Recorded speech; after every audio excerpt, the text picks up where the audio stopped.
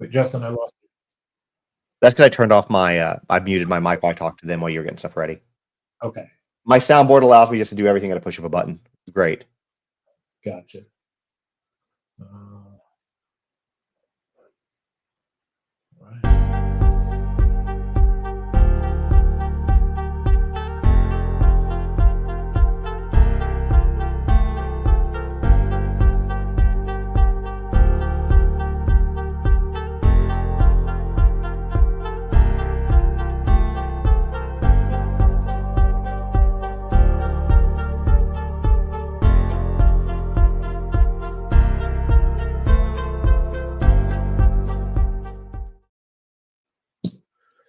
Hello and welcome to Our Dead podcast, where we normalize talking about grief, trauma, loss, and moving forward. I'm your host. My name is Nick Gaylord. If this is the first time you're joining me, welcome to the show. And if you're a regular listener, then welcome back. For everybody listening, thank you so much for the support, and thank you for making the show part of your day. The best way that you can support the show is listening, sending in your feedback to the show's social media pages, which are on TikTok, Facebook, Instagram, and now on YouTube. Most importantly, please spread the word about the show. Post on your social media, tell your friends, share my social media posts and videos.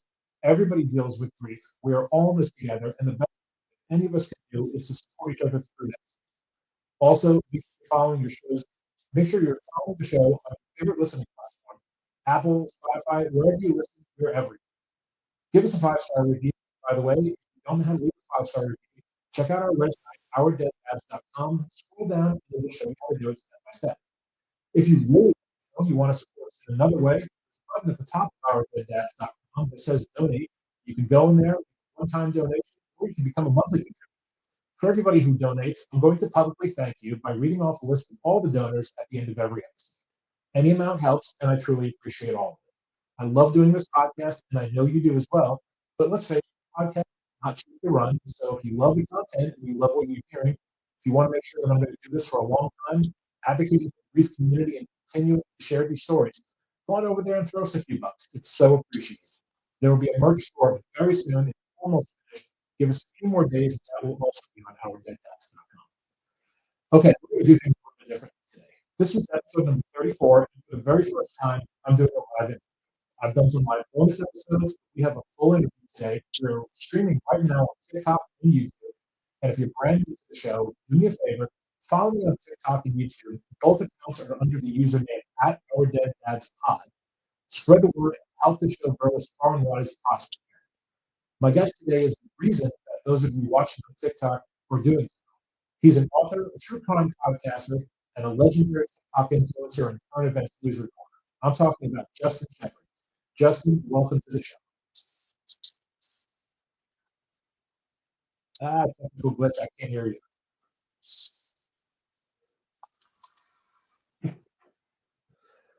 Oh no. Justin broke it.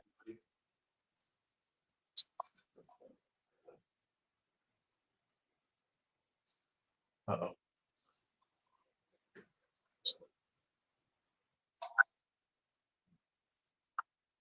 I can hear you. How about now? Better? There we go.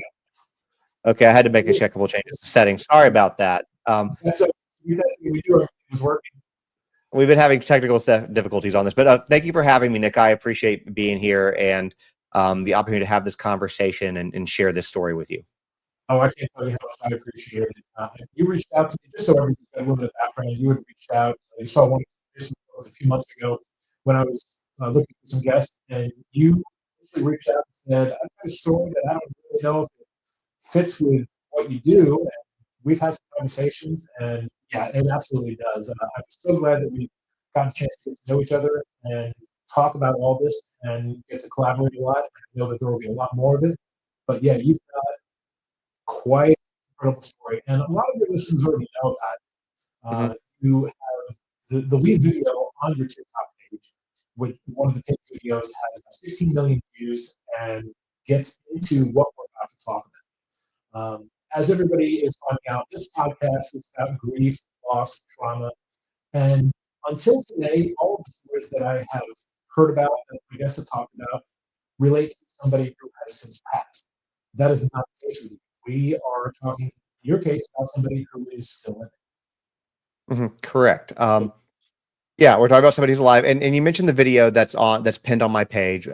Yeah, so it was interesting. Just to give you a little background on that.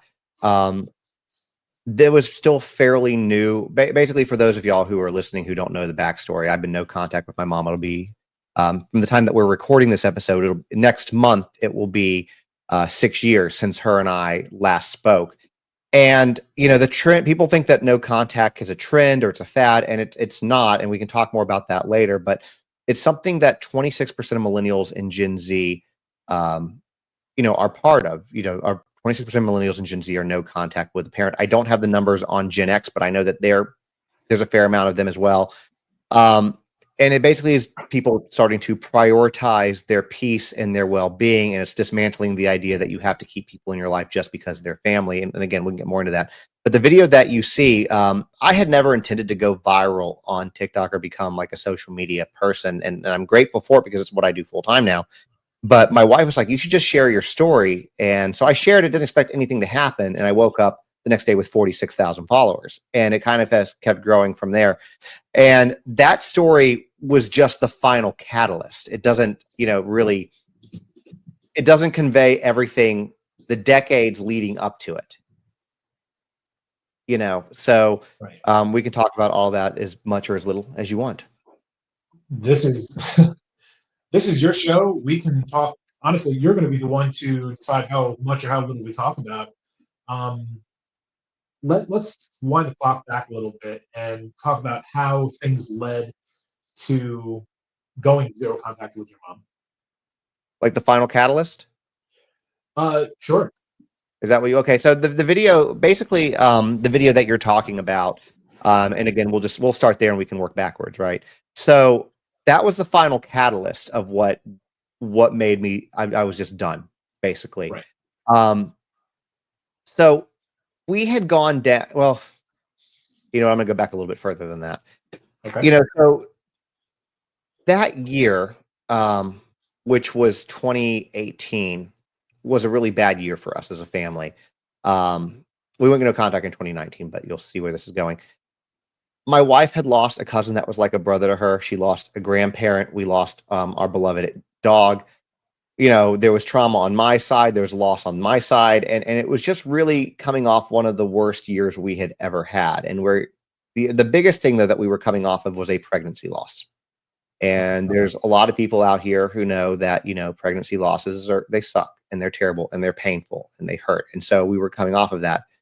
And it got to be around the holiday times. And initially people were supposed to come up, and we had kind of gone a little, for lack of a term, dark, because we were mourning, we were grieving that loss plus everything else that happened. And then, we get to November, and before Thanksgiving, and I reach out to my mom, I'm like, what are we doing for the holidays? And she's like, I don't know what you're doing, but I'm going to my brother's house. And I was like, okay, I thought we had plans for you to come up here. And she was, this is actually a part, I've not told this story at all. So she was like, I was like, well, I thought you had plans to come up here to Nashville.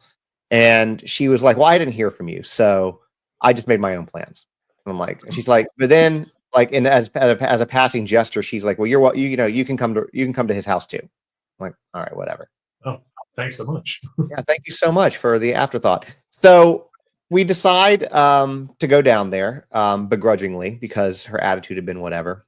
And we walk into my uncle's house, and my uncle's happy to see us, as much as he can be, I suppose. And she comes in. My brother's there. His kids are there. Alyssa, my wife, and I are there. And she comes in and completely snubs my brother and I. Doesn't talk to really us at all in passing. She goes and sits at the kids' table with my niece and nephew and my uncle's kid, and then leaves without telling anybody. And I'm supposed to be staying at her house that night. So, oh boy. And the other thing that happened while we were there is we had brought our dog Zoe, who has since passed this past year, and she cut her. I don't know exactly what happened. If my uncle's dogs, like through the fence, bit her paw, or she hurt her nail, but she tore open a paw, so we had patched it. This was on Christmas Eve. This was on Christmas, so this was on Christmas, a day or two before Christmas, and so there was nobody that could get her in locally because we didn't have a vet in Atlanta where this was. And so basically we called our vet. They're like, yeah, we can get her in tomorrow. So like, okay, I'm sorry, we got to go home. And she didn't really care, right? So anyways, fast forward a little bit, and I call her up. We've had conversations, since then. I mean, it was a weird experience. My wife and I talked about how weird of an experience it was. And we get back, and in February, we found out, well, we had found out we were pregnant again, but we had waited a little bit longer. And so I called her up, and I had a really kind of fun way of, like, I thought it was a fun way of telling her. So I have a rocking horse that was mine when I was a kid. So it's from like the early 80s. It's very nice quality, things like that. And the deal with that rocking horse, because it got lent out to family members throughout the year, was that I would always get it back if and when I were to have kids. Okay. So the rocking horse had made its way back from all the people, and it was sitting in the basement in her house. But my niece liked to take it's got like this yarn mane and tail, like to pull it out. And so and at the same time, it's like 40 years old, right? You're late, in its third, like Yeah, late 30s, it's a early relic. 40s. It's been passed around to family after family. It's not, in the perfect shape anymore. But she had always said that, hey, whenever you get to the point, I'll redo it for you. Okay. And so she knew that we were trying to have kids because of the loss and everything like that. And so we find out that we're pregnant. So I call her up and I said, hey, and I asked her, like, hey, what are you doing? She, it was just chatter, just Small small talk. talk. And she says, and I said to her, I was like, well, hey, have you started working on the rocking horse yet? And she's like, no. She's like, I've been busy doing this, and this. And she was like, oh, I'll get to it at some point. I haven't forgotten about it. And I said, okay. I said, well, we're going to need it by September. And she goes, okay, well, if I get some time, I'll try to work on it or whatever. She's like, I said, no. I said, I don't think you understood what I was saying. I was like, we're going to need it by September. And she knew exactly what we're saying. My mom is not a stupid person. I've had people ask, like, hey, did she get what you're saying? She got it.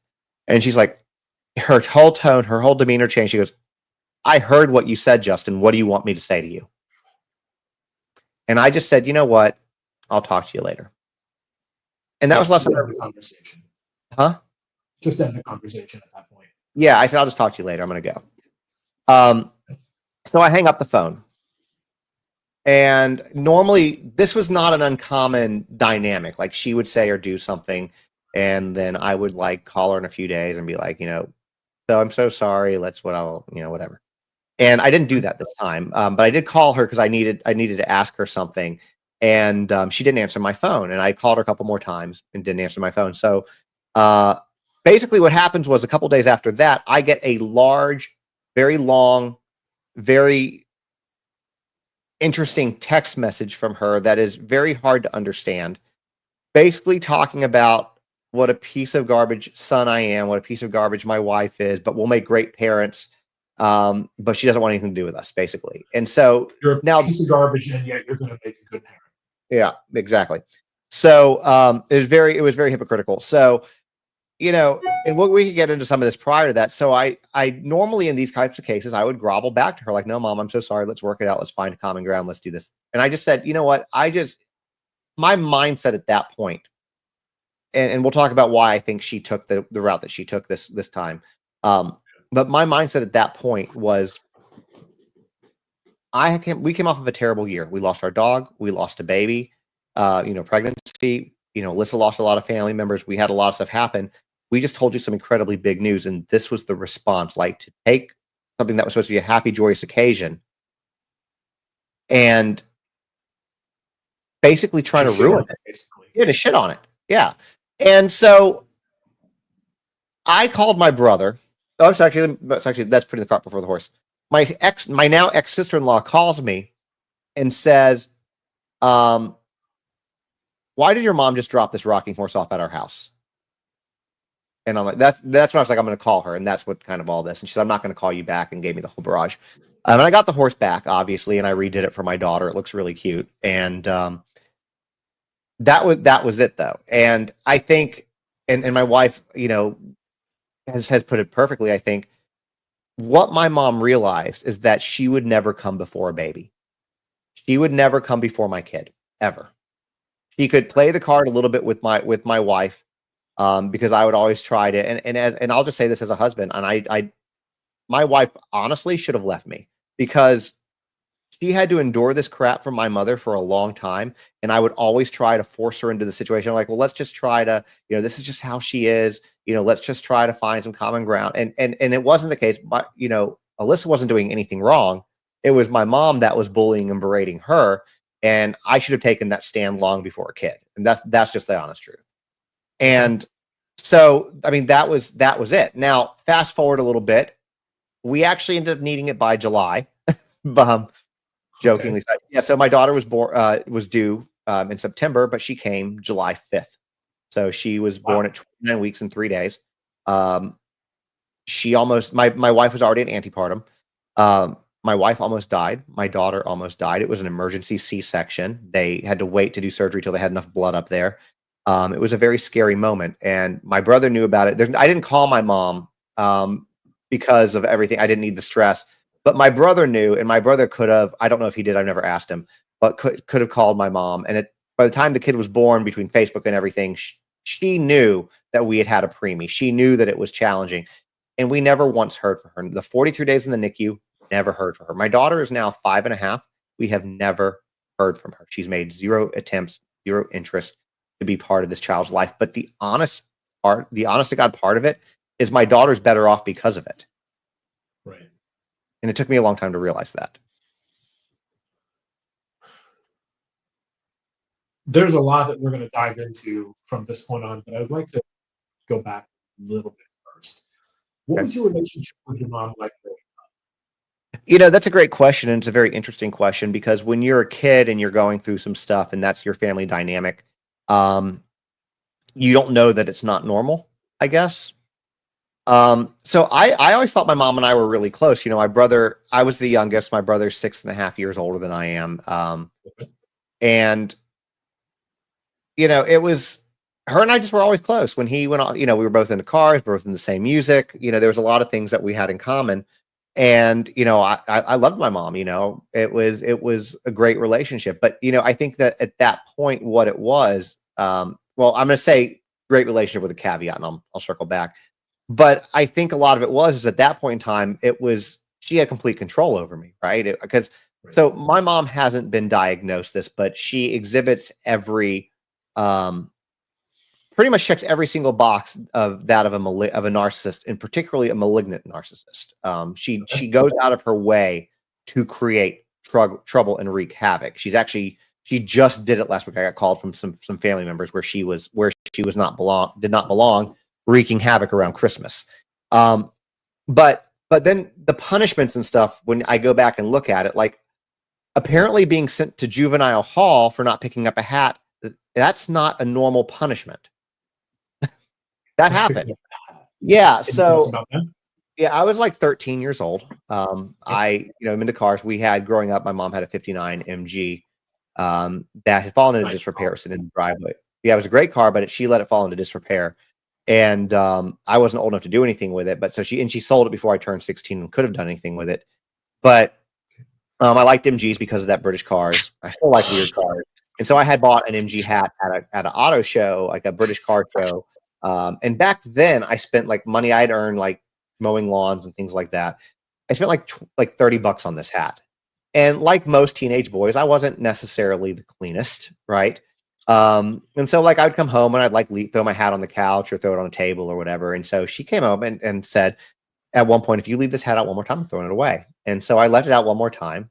I'm also, by the way, very, very ADHD, so I forget things a lot. But I left it out, so she throws it in the trash. And it was a trash can that had one of those lids, like where you step on the foot pedal and it open and close. So she throws it in. And I reach in and grab it. I got my hand on the top of the trash can, and she sits on the lid. And so I can't get my hand out. It's my wrist is stuck between it, and I'm trying to pull it out. I still got my hand on the hat, and finally I get it yanked out, and she falls off the trash can. And so she calls the police and tells them that I hit her. And literally, this is a moment that was seared into my mind forever. So again, this is back in the days before cell phones, right? So the neighborhood that I lived in was a 2-phase neighborhood, but you couldn't, the 2 phases didn't connect. So phase 1 had a pool. And so I left our neighborhood, ran up the top of it, crossed the street, over a bridge to the other neighborhood, because at the pool, there was a phone, and my dad had an 800 number that he got because another story to unpack is that I was not allowed to call my dad or talk to my dad. So he got an 800 number. So wherever we were, we could always talk to him. Like we could call him anytime. It was toll free. And anyways, long and short of the story here is I'm talking to him. He basically says, call 911, tell them what's going on. He's like, I'll put you in a hotel and I'll get you to Miami tomorrow. And I was like, okay, fine. So just tell the police, that you just want to go and get a few things, some clothes, some toiletries, and I'll put you up in a hotel. I'll deal with all this. So while I'm on the phone with 911, a police officer rolls up. And this is where I found out my mom called the police because I don't think I had realized that at that point. Well, maybe I did. Actually, I did because she had said she was calling. And he takes 911. You can hear 911 calling on his walkie-talkie, saying, "Hey, this is what's going on." And he just kind of ignores it. Takes the phone from me. I said, "Hey, I'm on the phone with 911. They'd like to talk to you." He takes the phone from me, hangs it back up, throws me against the fence, cuffs me, puts me in the car. And then we drive back to my house. I'm sitting there. I'm like hysterical, like in tears. And this is Atlanta, by the way. I'm in Fulton County. So Okay. I lived in North Atlanta, but so like Alpharetta, but this is Fulton County. So I get taken down to downtown Atlanta, Fulton County Juvenile Hall. And I have to stay there for 4 days until I'm willing to apologize to her. You have to apologize to your mother before you're going to be released. Correct. Was that your mother's choice? Did she basically say, "You come there until he's ready to apologize"? Yeah, that was her choice. At that point, there was no stepdad in the picture. It was just her and I. And my brother was home, I think. Wow. So this is about almost 30 years ago, and the cop just completely takes your word for it, believes her saying that you hit her. Doesn't sound like doesn't sound like he asked you your side of the story. Just Did not cuffs. Did not care about my side of the story. Unbelievable. All right. So 4 days later, you decided you were going to apologize to your mom. I apologize. I wanted to get out of there. I would have done anything. Yeah, that makes sense. Um, So how were things with your mom immediately after that? you want to know something? I don't remember. I have a complete lapse of memory between then and like 15 or 16 years old. I don't remember. I don't remember anything. And that's apparently, I've talked to my therapist about, it's apparently a common trauma response to kind of protect the brain. That I don't remember. I mean, I guess we went back to normal at some point. And to be very frank with you, that's not the first time she had me put somewhere. She also had me put in mental health facilities twice. For what reason? I honestly don't know. Those I don't know. I think at one point, we had a very abusive. So she was married a total of, she married my dad twice. So if you count that and her other two husbands 4 times, but 3 times, 3 different people. And my stepdad number 2 or stepdad number 1, the first stepdad was very abusive to all of us, like physically, verbally, everything. And so I think I forget what had happened. I don't remember if he had beaten me up or beaten her up, or I don't think it was her. Because when he finally laid her hands on her enough, she finally left him. But I think that I made the comment to her. I don't remember how old I was. It was definitely under between 11 and 13. I said, if he tries any of that stuff again, I said I'll kill him. Yeah. Like if he tries to do the stuff. And so I think that was one of the reasons. I don't remember if he was. That one's kind of a blur. And then I don't remember why the second time she did it. So you're speaking in defense of your mother, and she took that as reason enough to have you put into. To be fair, it's defense of me. It was defense of me. No, I understand that, but I mean, still, when you're talking to her, you're saying if he puts his hands on you again, I'm going to kill him. So yeah, it's a defense of you, but by default, defense of her as well. And she has you put into a psych hospital. Yep. When you finally ended up going no contact with your mom about 6 years ago, was that the first time that you got no contact with her? It was the first. No, but when I had gone no contact with her in the past, it wasn't no contact. It was just, we're not speaking right now. Okay. You know, it was never intended to be a permanent thing. Like now it's a permanent thing. Right. And you know, then it was going to be temporary, but we did have bouts because that's one thing about my family and that dynamic is that they'll just go years not talking to each other. Then all of a sudden, like my brother and my dad didn't talk for 13 years at all, you know, when he was a kid. And that was a lot due to, well, it was due to, I don't say it's, I don't want to pin all that on my mom. A lot of that was my dad too, but, you know, that's just how it was. My grandfather, my mom's dad, he would stop talking to people like family members, brothers, and you wouldn't speak for 20 years. And that's just kind of how the dynamic was. It's very immature and you know, either be part of your life or don't, you know, but it's because you, and a lot of it's because you don't get your way. And that's kind of what this was. Um, you know, and that's the dynamic that was created, and that's the dynamic that was perpetuated because of it. Right. I'm not laughing at your story. I'm laughing kind of at my own. I know. I know So, the absurdity of the listen, whole thing. Yes. yeah, the absurdity of it all.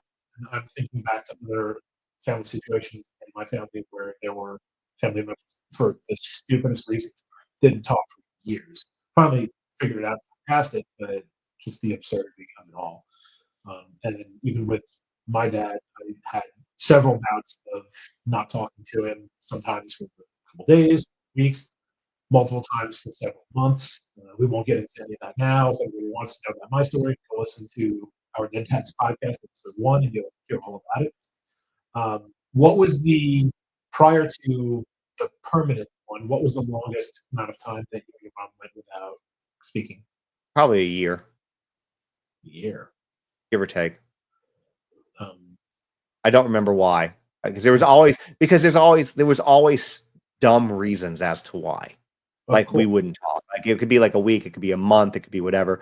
That was her thing. It was silent treatment. It was like, let's just give silent treatment. And you know, I would oftentimes do part of it, but you know, for a little while, and then I would always come back around. But that's kind of part of the dynamic because she would always hold the cards. She would stop talking to me, I would come back around, which gives her the upper hand in that Yeah, dynamic. she's got the marketing chip at that point. 100%. Now, when you were having these periods of time when the two of you weren't talking, were you and Alyssa together by this point, or is this before you guys were together? So, like, basically, my question is, was she being exposed to all of this as well?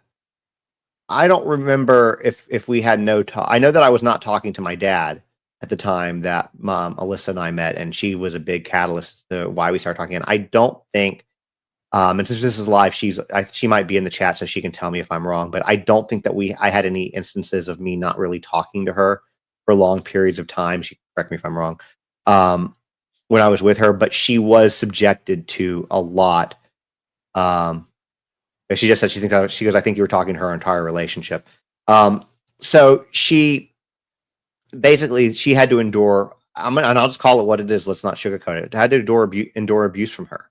You know, the thing about Alyssa is she's wonderful. She really is. And you know, she would come up, like my mom had tornado damage at one point in our house. Nothing like to the house, but like trees had fallen down. She came to help clean that up. She was always helpful, always polite. And my mom would always treat her like crap. Like even during our wedding. Okay, so we had moved. I'll give you another fun little quick story. We had moved out to Texas for work, and I think that that's where things really kind of started to come apart. As she was not happy that we left, but she never came to visit us ever. Not one time. We lived in Texas for I think from 010 to 06 or 07, so like 7 years. The only time she came out was for the wedding. That was it. She stayed the minimum amount of time and left. She wore all black to the wedding. She came into the bride's side. I don't think she had ever met any of the bridesmaids. Gave every one of them a hug and, you know, talked to her, introduced herself, and completely snubbed the bride. Like didn't acknowledge her, nothing. At the same time, my mom faked a seizure at our wedding. How do you fake a seizure? Well, so a little background on that. Right before we left Atlanta, my mom had been in a bad car accident. Okay.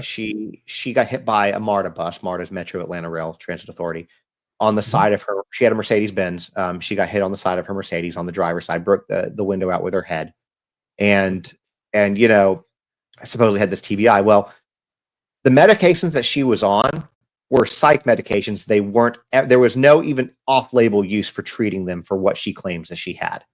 And the seizures would always come up conveniently. So she wasn't really having seizures. She was never on seizure medication. But the biggest giveaway about it was I asked her, I said, well, you're having these seizures, because this went on for a long time. I said, you're having these seizures. I said, how do you still have a driver's license? Right. And she says, oh, well, I talked to my doctor and I convinced him not to, take it away from me. I'm like, I'm not stupid. There's no doctor in the world that's going to risk a career to let you keep your license. So I knew that it was fake. So she faked the seizure at the wedding. She didn't come to the brunch. She left with her cousin, and that was basically it. And yeah, that was it. That was the only time she came. It was kind of, and by the way, the wedding was televised for the record on CMT, like legit televised. It was a pilot episode for a show.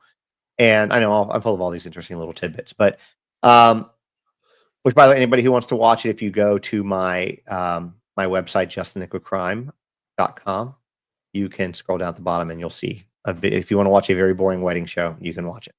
But anyways, so there was actually supposedly because we did this like Gatsby themed wedding, like 20s kind of thing. And there was a speakeasy that they put up for it. And we never got the footage from it. But my understanding is that the guests were like the way she had been acting, her behavior, everything, they were all talking about it in that speakeasy. Is what we learned after the fact. So it was, Is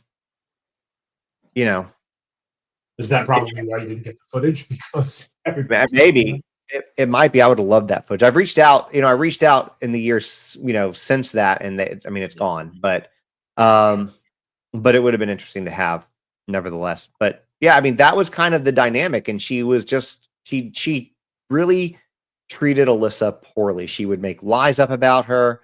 She at one point tried to convince me that my best friend and her were having an affair. And I mean, this is no disrespect to either one of them, the way I say this. There was no world where Alyssa would have ever dated this friend. And there's no world where my friend would have ever dated Alyssa. That particular friend went after, how do I put this politely? He would literally go after literal strippers. Those are the girls that he would go after, the women that he would go after. And Alyssa is the exact opposite of that. So they were very, very different in who they were. We all got along great. We're all friends, but like that just would have never happened. And so she tried to make that up at one point in time. So yeah, So basically, she's starting shit for the sake of starting shit. Oh, and that she loves starting shit for the sake of starting shit. And I can obviously see the similarities between your wedding and Christmas. Now, at the wedding, she gets there and greets all the bridesmaids. She completely walks past. You guys get to Christmas dinner, and she says, "Next, she gets the kids." Well, these are different years. Well, these are different years. The wedding, the wedding, we got married. We got married in 11, right? And this dinner was in 18. It's nice to see that she didn't change. No, she didn't change. Actually, if anything, she got worse. But what's interesting about my mom too is she's always able to get out of things. Like she's been investigated by the IRS. She got out of it. She's been investigated for arson. She got out of it. She's been investigated for insurance fraud. She got out of it. And but in fairness, the arson and insurance fraud were the same incident. So okay, she had a property she didn't tell anybody about that she owned in Athens, Georgia, and it burned down mysteriously, apparently. Okay. So nothing. I don't know what name of it. Yeah, well, she owns a house in Daytona. She didn't tell anybody about it. I learned about it through a family member that just like, oh, she owns a house in Daytona. So she's got a few bucks. She's got a few. I don't know what all she has or doesn't have, but yeah, the woman hasn't worked in probably 25 years. I'll say that. But let's you know what though, while we're there, let's talk about that real quick. Okay. Sure. Let's do it. When my mom did work, she, here's what I'll give. I will always give credit where credit's due. Okay. In the 80s, my mom owned a company, a printing company, and at the time she was one of two women at that level in that business. And we lived in Memphis at the time, and basically, she had gone to some conference at one point in time, and a man told her that I'm going to take every one of your, or what he said. No, that's not what he said. He said, you need to go back in the kitchen where you belong, take care of your kids. That's what you should be doing. Leave this to the big boys. It was something like that. And so my mom said she stood nose to nose with him and said, in 6 months, I will have every one of your clients. Wow. And she did. She took them all and shut them down, got them out of business. So, she's very good to look up to from that perspective. Well, during the 90s, her best friend got a divorce. Maybe she had known since high school. And so she decided to say, well, hey, why don't you move up to Atlanta? They were in Florida. Why don't you move up to Atlanta? You can teach me. She was in mortgages. You can teach me the mortgage business because I don't want to do printing anymore. Printing's, gone the way of this, it's not what it used to be. And we'll do that. If you think about the 90s and mortgages, you think about subprime lending. Now, I was under the impression that there was no subprime lending going on with her company, but apparently that's not true. But that's based on her. So her best friend, who was my godmother, fast forward, teaches her everything. She's making back then $400,000 a year. Okay, back in the 90s. That's a lot of money for the 90s. It's a lot of money now, but it was a hell of a lot of money back then. Yeah, it's like royalty money 30 years ago, and especially living down south where the cost of living is even lower. Yeah, and at the time, our house, I think it cost she'd tout our house for $140,000 back then. Back then, boomers could buy their house for $100,000 and 3 raspberries. But it's so we didn't even have that much of a mortgage. She was just socking money away, and she would never spend any of it. And I didn't know that I didn't know till later she had let it slip at one point in time. Well, anyway, so my godmother, her best friend, is going up to New York for her brother's birthday. 50th birthday, and her mom, my mom has known these families since she was a teenager. Her mom flies up as well, and while she's getting off the plane, has a stroke, and while she's in New York, and so my mom, she calls my mom and says, "Hey, this is what's going on." My mom says, "Of course, it's your mom. Take care of her. Do what you got to do." And they're trying to determine: are we going to get her back to Miami? Are we going to keep her in New York? What are we going to do? And while all this is going on, my mom, they're in the same company, basically fires her secretary via FedEx, doesn't tell anybody anything, clears all of her stuff out. So when she comes back, all of her stuff is gone. And she told the partner in the company that her friend was committing mortgage fraud. Oh boy. And years later, I'll say this, I'm kind of jumping a little bit. When my mom and I went no contact, there was a lot of people I wasn't speaking with because in my mom's mind, or the way that at least it was brought up to me, is that you were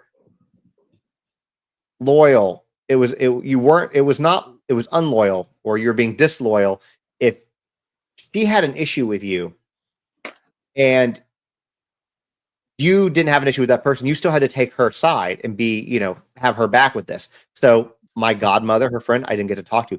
At the time everything happened, she wasn't talking to her own mother, my grandmother. So I hadn't spoken to my grandmother in 10 or 12 years. She wasn't speaking. I wasn't allowed to talk to either of my aunts, which includes a lot of cousins. There was, I think there were other people too along, but those were the biggest ones. And so and some of these feuds, by the way, had started well before I was even born over some of the stupidest stuff, which I'll tell you. But when everything went down, I was and I kind of started to take off the blinders. I started calling people. I was like, I just want to hear your side of the story. You tell me your side of the story and I'll tell you what I've heard. And the interesting thing that I found out when doing this from both my aunts, from my mom's, former best friend, from my grandmother, from everybody that I spoke to regarding this, is that I would hear a very similar story to what my mom told, but every one of these people were victims of her. And that's what added up. And her friend said to her, "It's like, well, I heard that you had committed mortgage fraud, and that's what happened." And she said, "No, your mother was the one committing mortgage fraud, and I knew about it, and that's why she didn't want me there anymore." And that would make sense because what ended up happening was she's like, "Well, I helped her get another job, within a different branch of this company, blah, blah, blah." And I'm like, nobody, and it's kind of goes back to the doctor thing. Like if you're committing mortgage fraud, no company is going to take No, you and have you you're near blacklisted. mortgages. It makes no sense. Yeah, you're So blacklisted. You are out. yeah, you're out. And so, you know, that's kind of some of the stuff. And then, you know, with my aunt, I learned I had very little to do with my two aunts, my mom's two sisters, because for one of the sisters, there had been an argument over the way that my mom told me it was about jewelry that one of her sisters, my aunt's friends, when they were teenagers, stole some jewelry from my grandmother, and that was the case, and my mom got blamed for it. And I spoke to her, like, she goes, it was never jewelry. She says it was a record, and she goes, and it was your mom's record that it was, and she's like, and it wasn't stolen either. She was like, nobody ever had it. She's like, and she got mad at me. She's like, because I asked my friends, like, do you have this record? And she didn't. And I was like, what do Right. you want me to do? Go like ransack her house? And so Right. that was from the time my mom was like 15 or 16. And then they had rekindled things. And then my mom accused this same aunt of stealing a gold razor. And she's like, why would I want her razor? And that happened in like the mid to late 70s. And so I wasn't allowed to have, because of that, I was not allowed to have a relationship with the aunt. Oh my God. So A razor from yeah, 50 years ago. and then real quick to the other aunt story. This was the Okay. one that really really got me, and this is my out of all my family members, this aunt is my absolute favorite one. I'm very grateful to be able to have a relationship with her. But before I was born, my mom and dad split up. And my mom had my brother. My dad had moved to Indiana for a job. Little background on my dad: he is a former naval fighter pilot. So he always had a plane or licenses or something like that. I mean, it might have been his plane, but it would have been a plane that he had access to.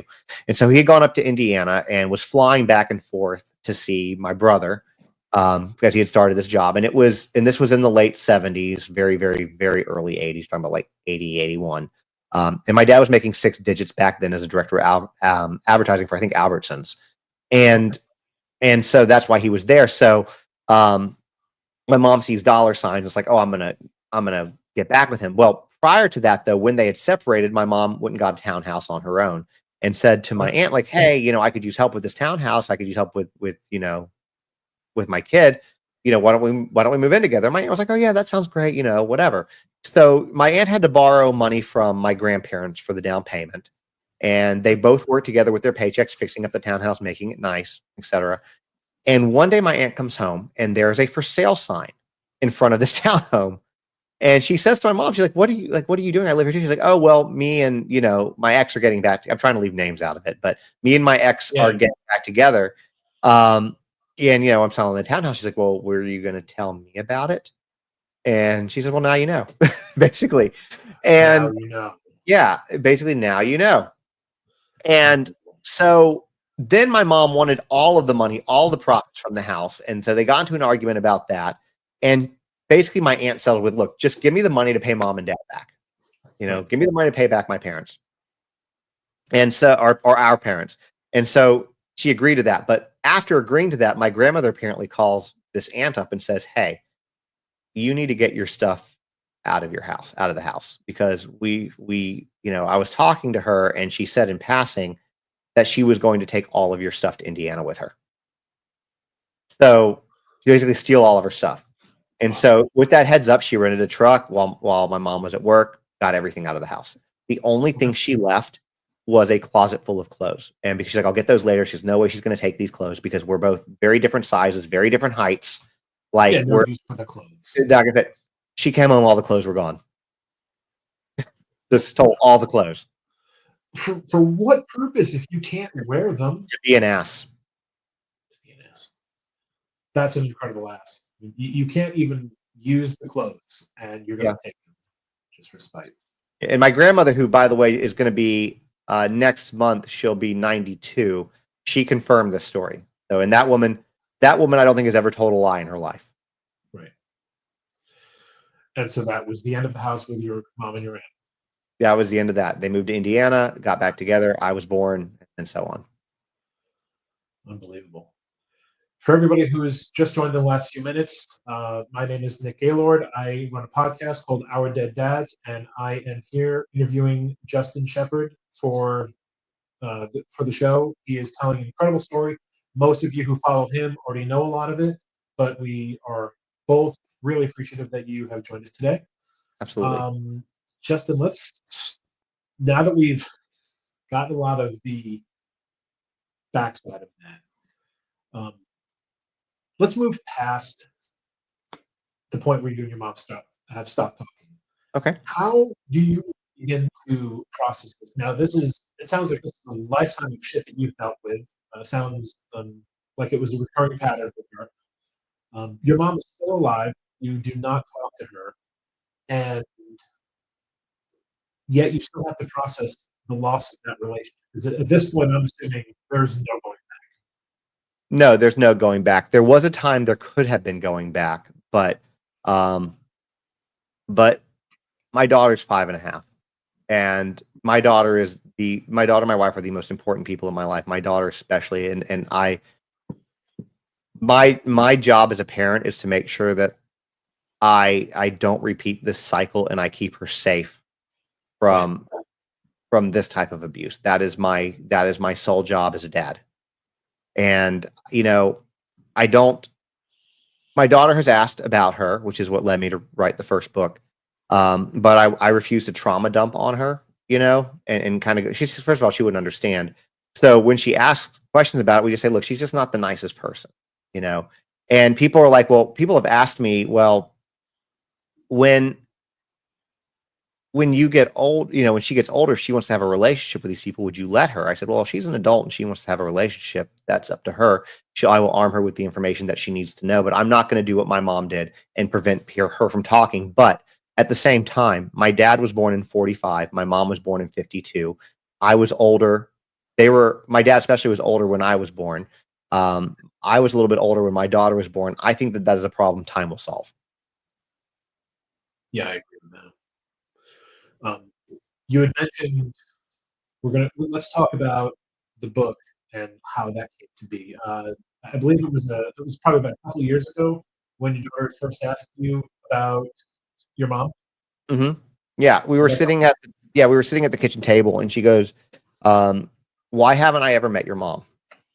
She goes, "Daddy, why haven't I ever met your mom?" And I said, "Well, honey, my mom's just not the best person." And I was kind of struggling with what to say because I didn't expect that question. I mean, I knew I was going to get that question eventually, but I didn't expect it then. So I was kind of still going through like, hey, what do I say when this happens? And Right. so I kind of started to fumble with it and trauma dump. I mean, kids, I made it more complex than it needed to be because me just saying, hey, she's not a nice person would have sufficed. And so, anyways, I was like, so I talked to my therapist and I said, hey, I need a resource to have this discussion with my kid. What's out there? And she goes, there's nothing out there. A resource like this doesn't exist. And I said, okay. Well, and I didn't believe her. So there are a couple of TikTok therapists. They're not like TikTok therapists, but there's therapists who are on TikTok who I'm friends with, mutuals with. And I asked them and they're like, yeah, the resource doesn't exist for this. And so upon doing more research, I think I said it earlier in the show, one thing that I discovered was that 26% of millennials and Gen Z are no contact specifically with a parent. That's a quarter of us. Right. And a lot of us have kids, or a lot of us are going to be having kids. How do you have this conversation if you're one of the people who are trying to break this cycle? And so I wrote a book. It's called Boundaries. I'll show it. I can show it. I have it right here. And by the way, for anybody who's watching on TikTok, you can pick it up in the TikTok shop in my bio, along with my other book. I have 3, but one of them sold out. But it's called Boundaries. And basically what this book does, it does a couple things. It explains to your kids why you're no contact, limited contact with a family member in a way that's easy for them to understand and an easy way for them to digest that doesn't vilify that person. It also teaches them what a conditional relationship is. So, they can hopefully avoid those in the future. And I think the most important part of it is it teaches your kids how to set boundaries within a family. And I think that that's one of the things that we're very big on in our household is boundaries, whether it's body boundaries or just, feelings boundaries, to be able to say, hey, I don't like that. I'm setting this boundary and know that those boundaries are going to be respected. Because the dynamic that you set for your kids, what they learn, what's going to define who they are in relationships in their future is what they experience in their house. Right. Right. And so if my daughter sets a boundary and I ignore it, then what is the message sending her? That Very bad. yeah, that as a man, I can ignore your message or what you're saying. So like I'll be playing with her or something, throwing her, roughhousing with her, and she'll be like, "Dad, stop my boundaries." And you know what we do? We don't question. We immediately stop and say, "Okay, that's your boundary." I reinforce it, and that's it. So that's how I want to be. I want her, as she has future relationships, that she learns that she needs to say no or my boundaries one time. That's it. Anything less than that or anything more than that is unacceptable. Absolutely. And it's going to hopefully teach other people, whether not maybe people in your family, but also friends or people that you haven't even met yet, as they come into contact with her, when she expresses boundaries, hopefully they will respect them as well. And it will be a mutual respect. And hopefully she will also be able to, hopefully she won't encounter this, but if she ever does come across somebody who decides not to respect those boundaries, then she will also remove herself from that situation as quickly as she can. Yeah, I mean that's what the goal is, right? Absolutely. I mean, look, I don't have kids, but I love that you did this. It sucks that there wasn't a resource out there, but this is definitely a resource that was very much needed, and obviously that's why you wrote it. Yeah, exactly. That's exactly why I wrote it, because I felt that there was a market. I knew that I wasn't the only person.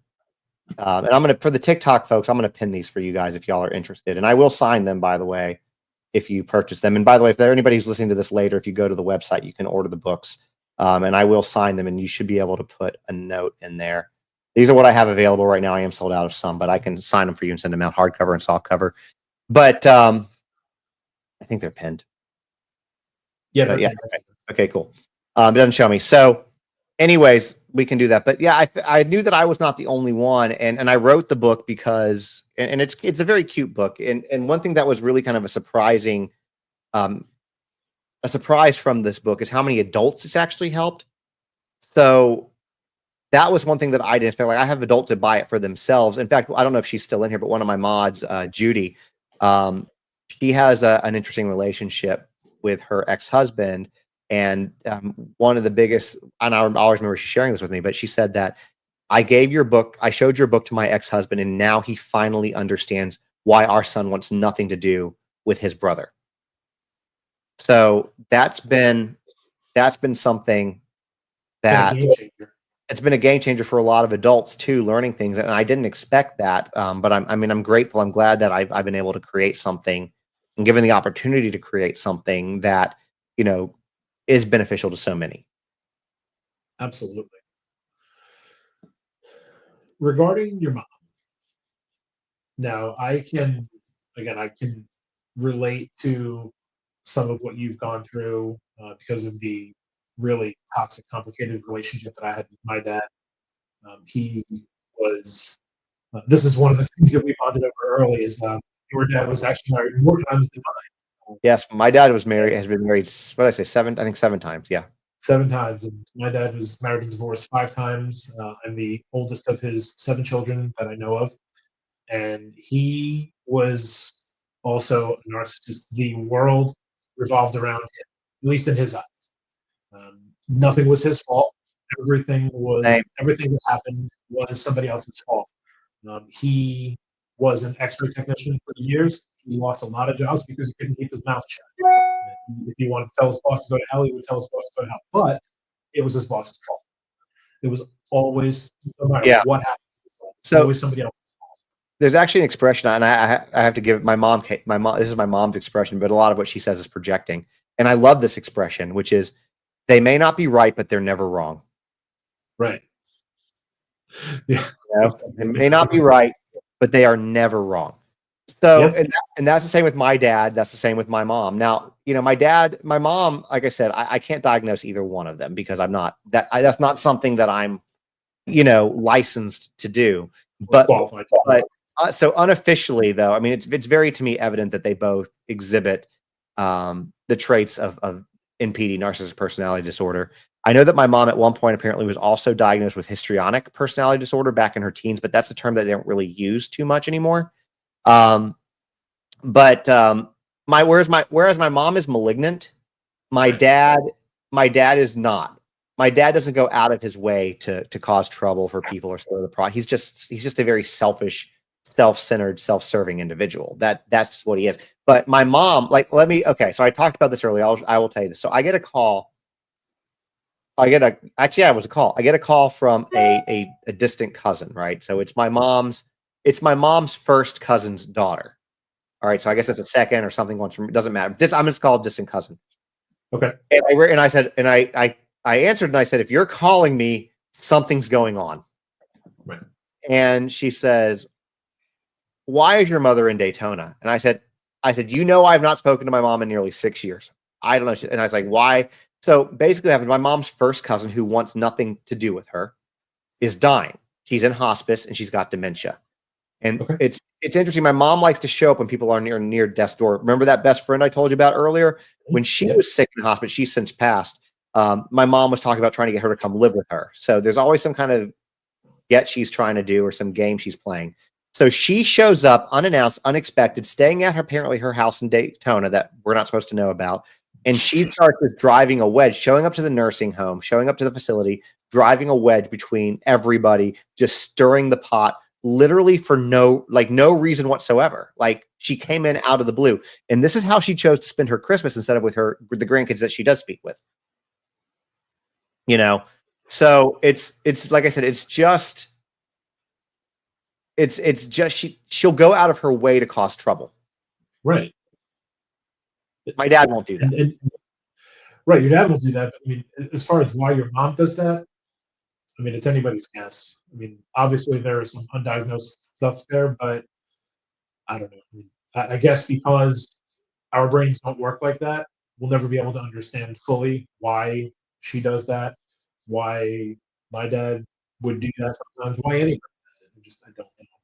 Yeah, I mean, I like to stir the pot sometimes. It's just, I guess, part of being raised in that dynamic. And you can look at any of my clapback videos to see why, because those are all things that I could easily let go, but like, I love doing them, so I'm gonna continue doing this.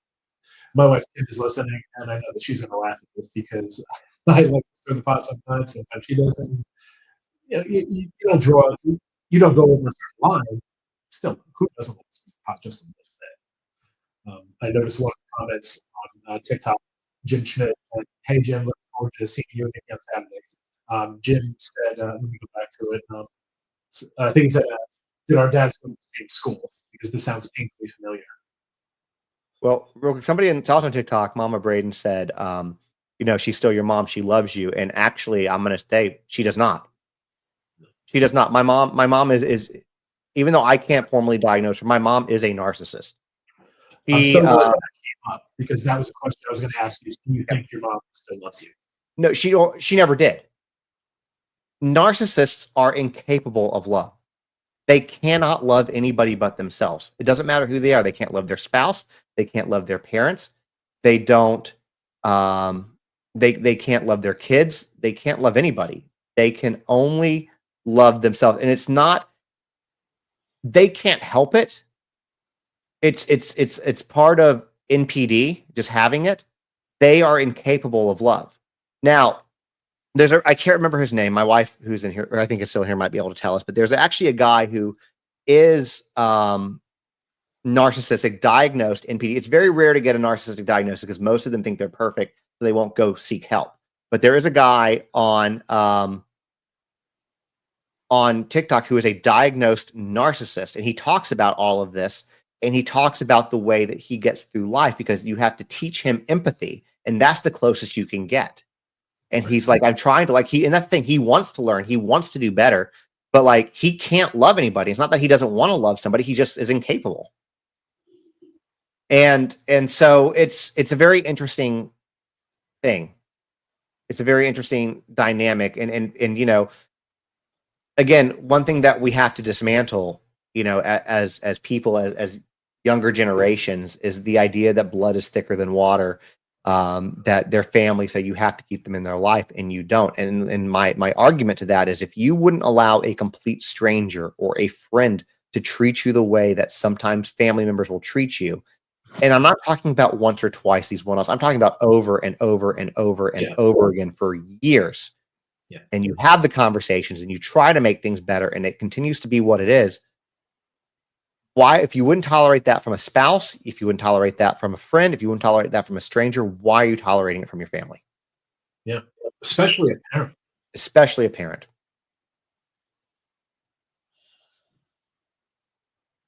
And there's a look, and I get there's a lot of people who disagree with me on this, and that's fine. You're not ready to hear that. Right. But listen, everybody is going to have their own take on this. We're not professionals. We're not trying to diagnose anything or cure anything. You're talking about your experience, and everybody has their own individual experience. And quite honestly, anybody who does not live with what you experience is not qualified to judge.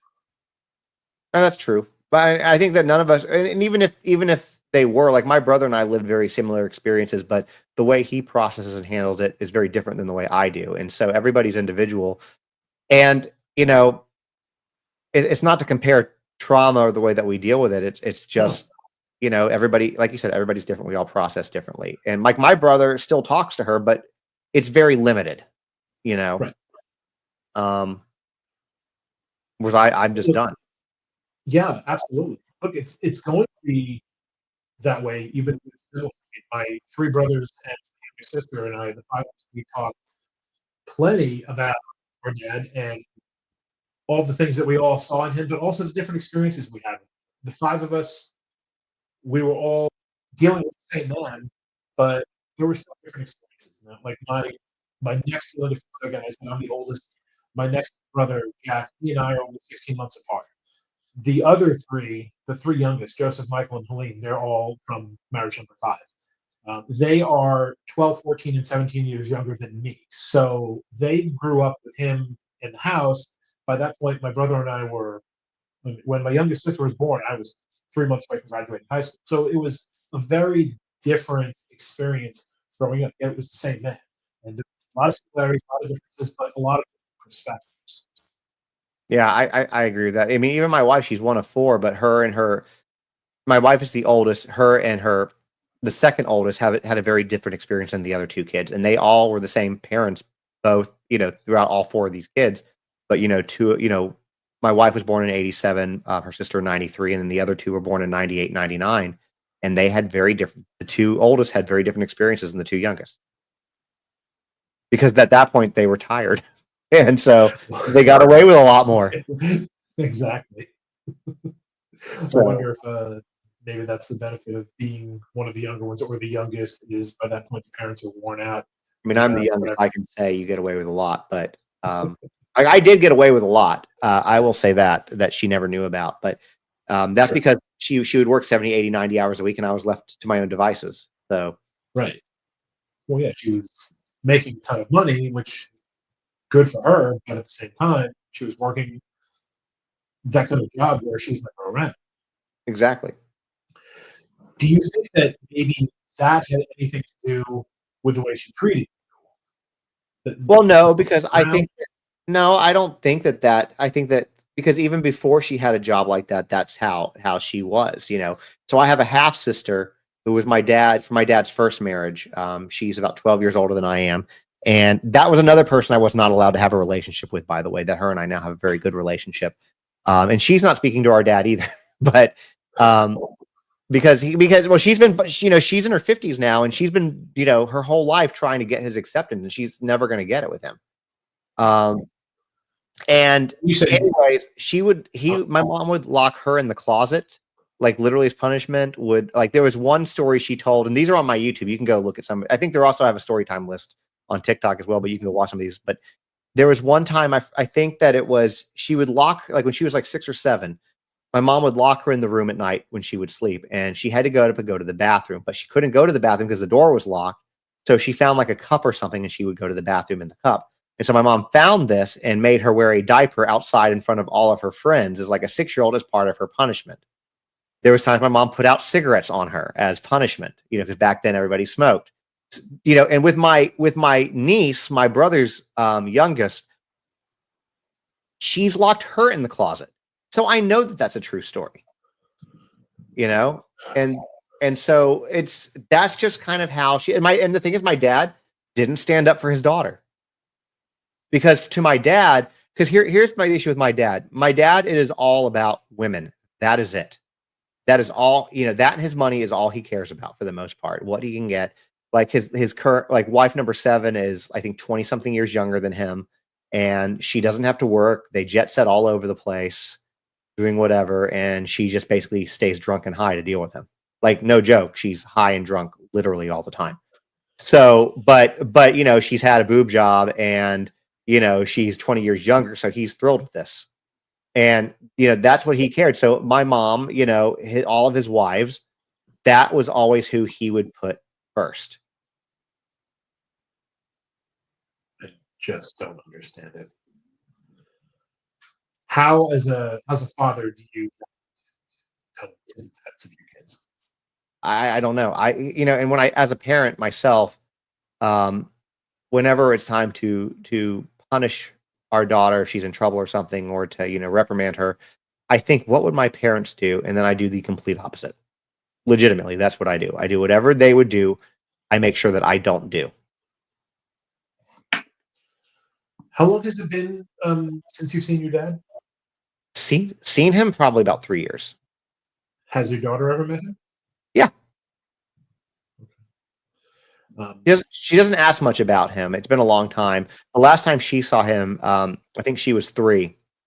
But all she remembers, because it was around Halloween, is that he dressed up as Beetlejuice, and which terrified her. So that's because, again, he wasn't really he wasn't around as a dad, so he doesn't realize that 3-year-olds don't want to see, are going to be terrified of Beetlejuice.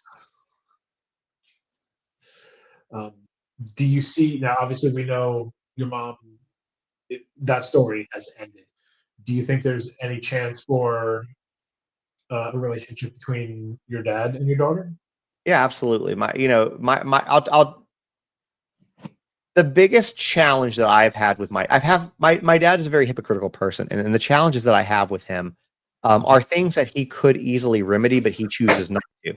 We've given him the discussion. I've had the discussion. My sister and I have both had the discussion with him about some of it. So I will tell you what our catalyst was for this. Okay, he had come to our house, and this was that same trip with Beetlejuice, by the way. He had come to our house, and he had not even made it. He flew in. He had not even made it in the front door. We were in the driveway, right, of the house. And he pulls out his phone and he starts showing me his TikTok, right? He starts talking about the way the women were dressed at the airport. He shows me his TikTok, and it's a bunch of, half naked women, or women, wearing very tight, very revealing clothing. And he's like, this is all TikTok is, blah, blah. I'm like, Dad, let me show you my algorithm. And my algorithm is true crime, current events in cars, and some funny stuff. I'm like, there, you go on my algorithm. I would hand anybody my phone and show this. You're not going to find any half naked dancing women, right? You're just not going to have that. That would be, in my opinion, disrespectful to my wife. So, you're not going to have that. And so I said to him, I was like, that's your algorithm. The reason that you see that is because that's what you look at. That's what you interact with. So then he gets flustered, puts his phone in, because wife's right there. And he puts his phone in his pocket and starts changing the thing.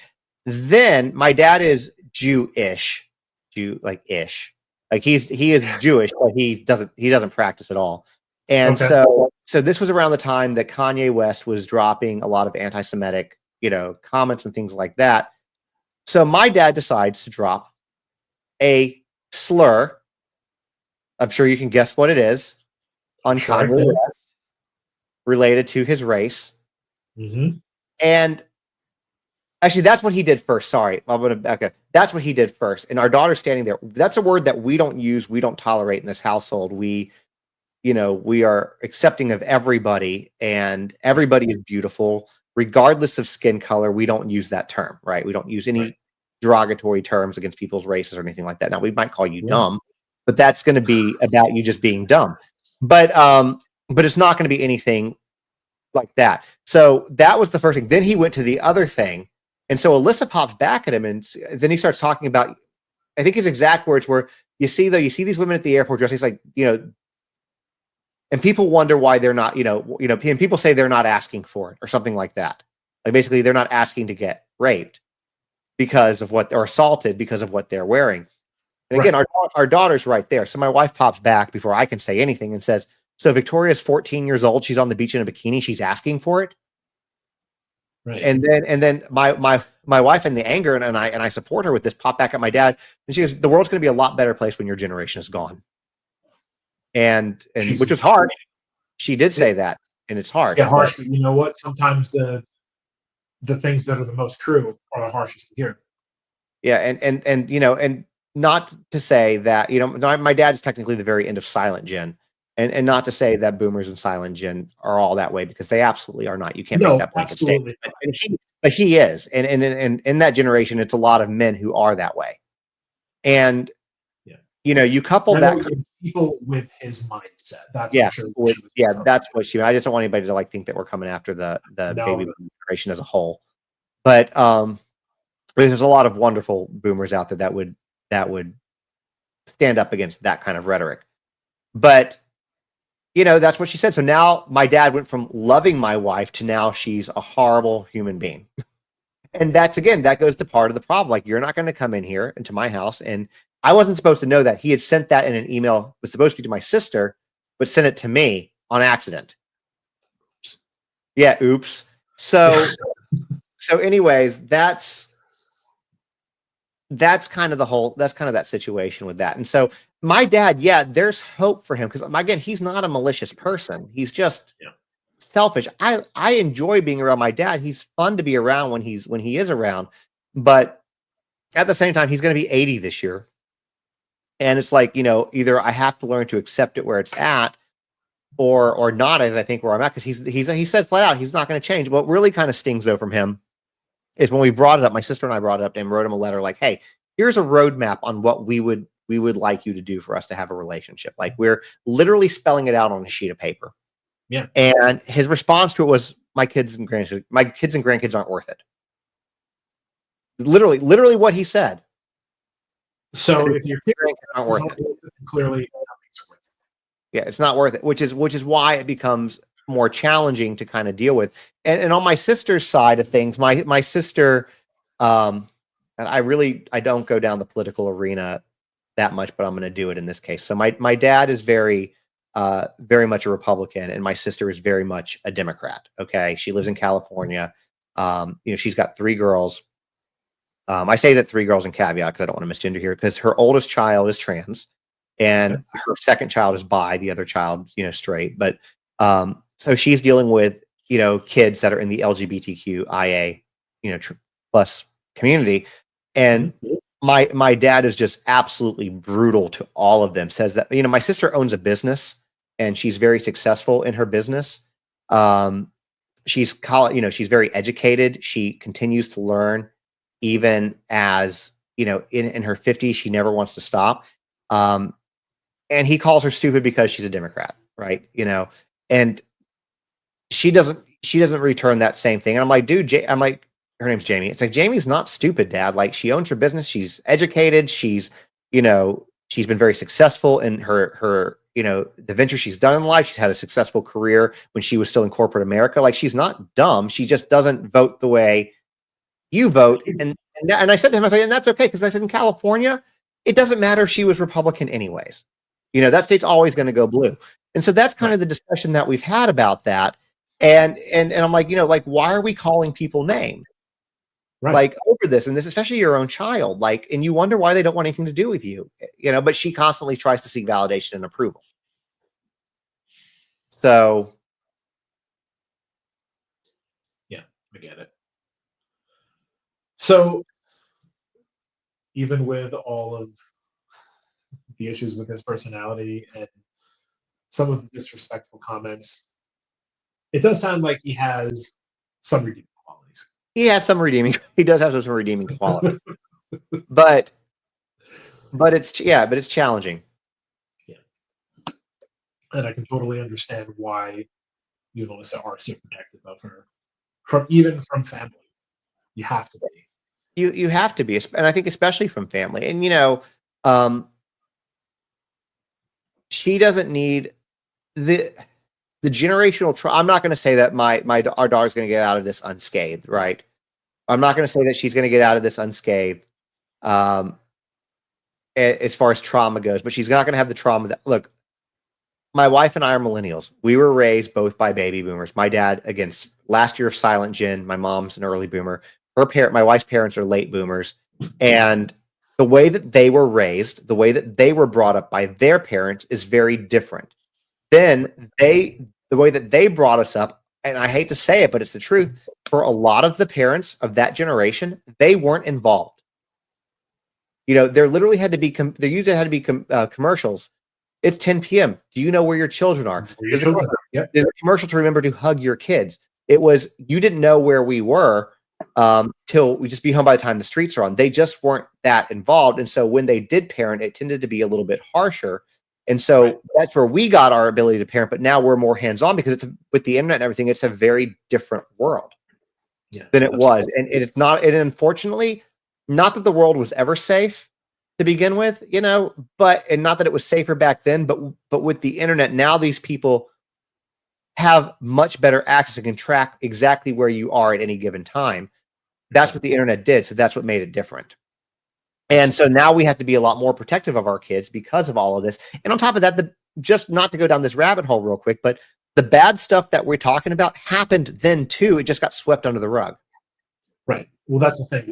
We live in a technology age. We're surrounded by smartphones and smart devices, and it's a 24-hour news cycle that just never stops. So all of this stuff was happening then. We just didn't know about it. Now we have phones with, you know, whatever news app you're connected to that you're constantly getting alerts, whether it's, you know, CNN or Fox News or MSNBC or your local news company or Facebook or TikTok. There is no escape. So we're drowning in all of the horrible things that are happening. Yeah, they were all happening then. We just didn't know about it. I agree. Like, and I think real briefly to a story that I did a few months ago in Oregon, where a guy was this was in Oregon, and a dad was there was a sleepover for his girls, his daughter, and she had some friends over, and he drugged their smoothies, these 12-year-old girls, and one of the girls felt weird about it, didn't take the smoothie, like pretended to drink it, called, immediately got picked up. That was in Oregon 30 years ago. Where I live in Tennessee and where you live in Florida, we would have never heard that story. Right. But now we do. And now we're also more about holding people accountable for their actions, which was something that wasn't done back then either. Yeah. Somebody said that was in Oklahoma. No, it was in Oregon. It might have been a separate incident in Oklahoma, but what I'm talking about is specifically in Oregon. Okay. I was just addressing that real quick. Sorry, say that again. I said I was just wanting to address that real quick because there might be another one. And if there is one in Oklahoma, again, we wouldn't know about that had she not just said it. Yeah. You know, Oklahoma. So that's my point. That's what social media does, is it gives us a lot more access to the stuff than we once had before. Which is good and bad. It's good and bad. It's sometimes it depends on the topic. Sometimes it's things that we need to know about. Sometimes it's things that we really don't need to know about it. I mean, horrible things happen all the time, but and sometimes I wonder, are we becoming immune to it? Are we becoming less compassionate, less involved in society because there's so much shit going on because we're constantly hearing about it? So at a certain point, everybody's like, fuck it, I'm just done with everything that's going on in the world, and I just don't want to retreat. Deal with it. I'm going to retreat. I don't want to deal with it anymore. So. One of the somebody on TikTok, one of the TikTok followers, is created by Nikki, said she asked you, was your mom the same way with your brother and your sister as she was with you?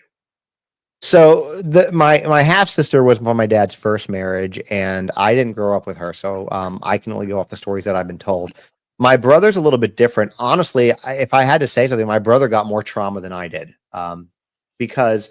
So when my parents got divorced, you know how most of the time there's going to be a small binder of legal paperwork. Our parents' divorce was multiple binders this thick. It was literally studied by law school by I think it's the University of Memphis, like their law school, on how bizarre of a divorce case it was. They bought their firearms because of the other one. My mom would often have my dad arrested while he was dropping us off for contempt of court violations, child support violations, whatever the case was. He would have that happen. There was one time where he had moved to Florida basically just to get away from her. He had like a 3 or 4 day weekend with me. She would not let me fly, so he drove from Miami to Memphis to come get me and then immediately turn around, drive back to Miami to bring me back a couple of days later. And this is what I'm saying, where he's got some redeeming qualities, right? Right. Somebody said University of Memphis studied, so somebody knows this. Yeah, that's my parents' divorce case. So anyways, we got caught in traffic in Chattanooga. So he gets off with a payphone, calls my mom up, and says, "Hey, we're going to be late. We got caught in traffic," right? Yeah. And then I had locked the keys in the car during that stop, apparently. Oh. And so, we were in later. So my mom, he tells her all of this, and she's like, "It's fine, whatever." And we get to the house to drop me off. She's got police waiting on him. Because she loves using the police, by the way, if you can't tell. Loves it. Lady. I mean, I want to say what is wrong with this one, but we kind of broke it down. Yeah. So so nobody was immune to it. But my brother, though, going back to your answer to your question. So in their divorce, when they got divorced, my mom is all about the money. My dad is too, actually, for that matter. My dad's about the money and the women. My dad's money and women, and my mom is just the money. So my dad was trying to figure out what she did with all the money, because before she filed for divorce, she cleaned everything out. Right. And again, this is before the days of electronic computers where you can easily follow a paper trail. Right.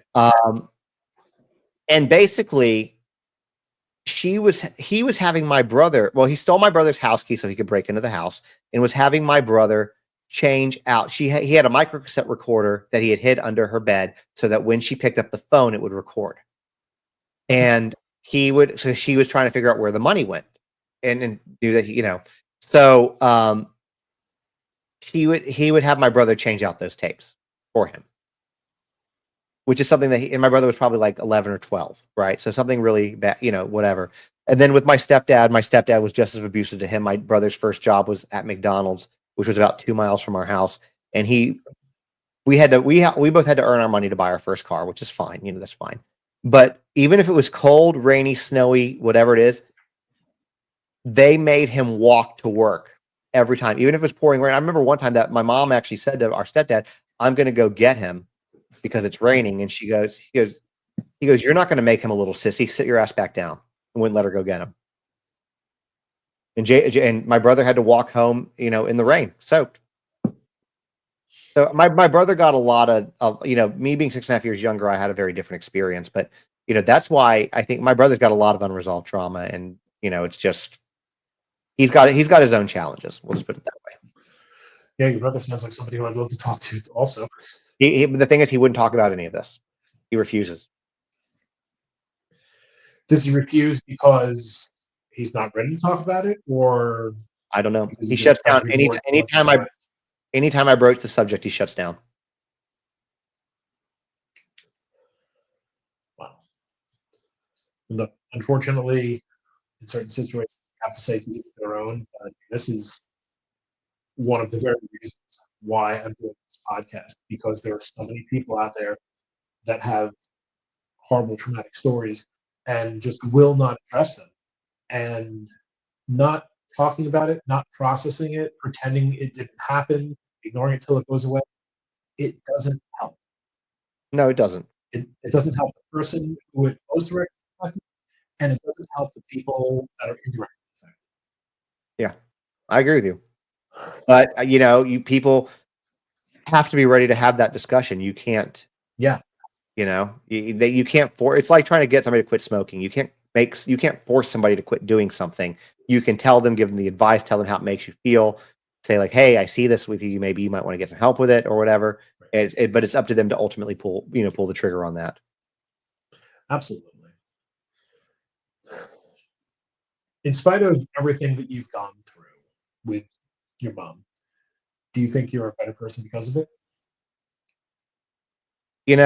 This is one of those situations where it's not an ideal situation. Do I wish that I could have had things go a little bit differently in my life? I mean, absolutely. Do I wish that I had a mom that was part of my child's life, that loved my wife, loved my child, was a, for all intents and purposes, a normal mom.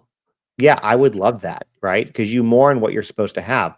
I mourn the family that I don't have, that I never got to have, and I never will have. From the parent-child relationship. Now, what I can do about that is I can have a better parent-child relationship with my own child and give her what I never got, and that's what my intent was.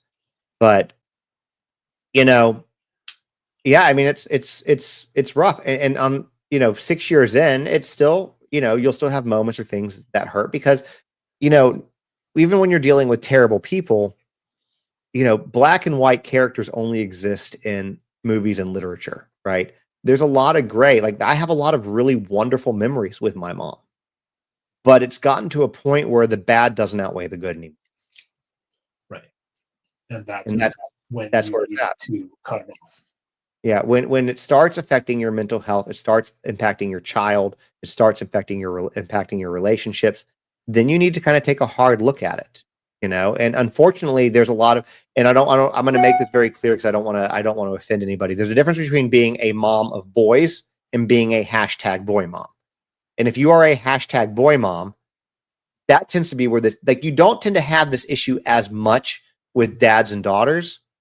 I mean, it does happen, but the hashtag boy moms, like these moms that are like what I'm talking about, like my mom, they can't stand anybody. Like, nobody's, in their eyes, nobody will ever love their son more than they do. No woman will ever be good enough. No girlfriend will ever be good enough. Nothing will ever be good enough for their precious little boy. Yeah. That was exactly how it was with my grandmother, with my father's mother. Yeah. She basically my dad to believe nobody's gonna be good enough for you. You walk on water, and for a long time he believed it. Probably a big part of why he was married and divorced 5 times, because he was full of himself and full of shit at the same time. But Yeah. he just still thought that he was the bee's. Nobody could make him see otherwise, no matter what. Yeah. It's tough.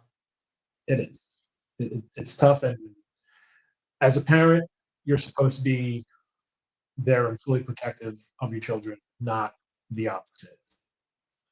And Well, unfortunately, thankfully, go ahead. Sorry. sorry, go ahead. I was going to just say, unfortunately, with the kind of content I cover, one thing that I learn is oftentimes people aren't safe in their homes with the people who are supposed to protect them, and that's a very unfortunate thing. Let's talk about that. Um, regarding the content that you cover, because this is what you do, because this is essentially your day job, you see a lot more of that content than most of the rest of us do. Of course, we see it through your page, but you get to see a lot of the worst shit in society. Do you believe that society is on a downward spiral because of the reports that you see, because of the news stories that you Yes. see? Yeah. Yes. Um, Particularly, I'm gonna ruffle some feathers with this one, okay. but particularly with men. How do you mean? Um, so I was doing a sub live last night. We were talking about this, and I was talking to Jim Schmidt. I gotta take my book down real quick from TikTok. They're yelling at me. But basically, I was talking about I had been contacted by the University of Edinburgh in Scotland through their Child Light Institute, and they do studies. I'll pull it up and read it to you. I'll just Okay. read it to you. And I did this video a while ago, but I'm gonna do it probably again because we were talking about this. So, long and short, a while ago, I did a video on. Well, it was on TikTok and Instagram. Let's pull it up here. Sorry, I'm trying to walk you down here. On Tik, and basically it was I just was like, I choose the bear. Also, it was a comment that somebody made that said it was something like, old enough to pee, old enough for me, which a lot of people are like, oh, it's just a joke. No, it's not a joke. The SA of infants is not funny. And if you find it funny, then you're messed up. It's not a joke. And it maybe could be funny, I guess, if it didn't happen so often. And, again, with the stuff I cover, I'm a little bit jaded from it.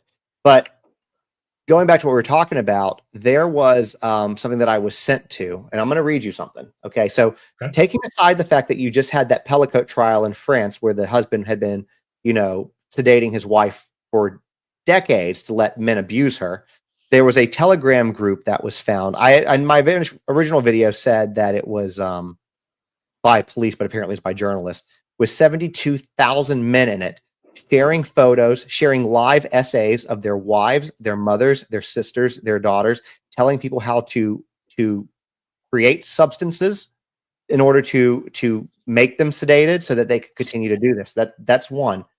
But here I'm going to read you this headline. Okay, this is a headline that came off of this study, and I'm going to do a thing on. I did this back in late 23, but that it's millions of men would SA children if secrecy was assured. So they did this study, and it's hold on, let me get to it. Details.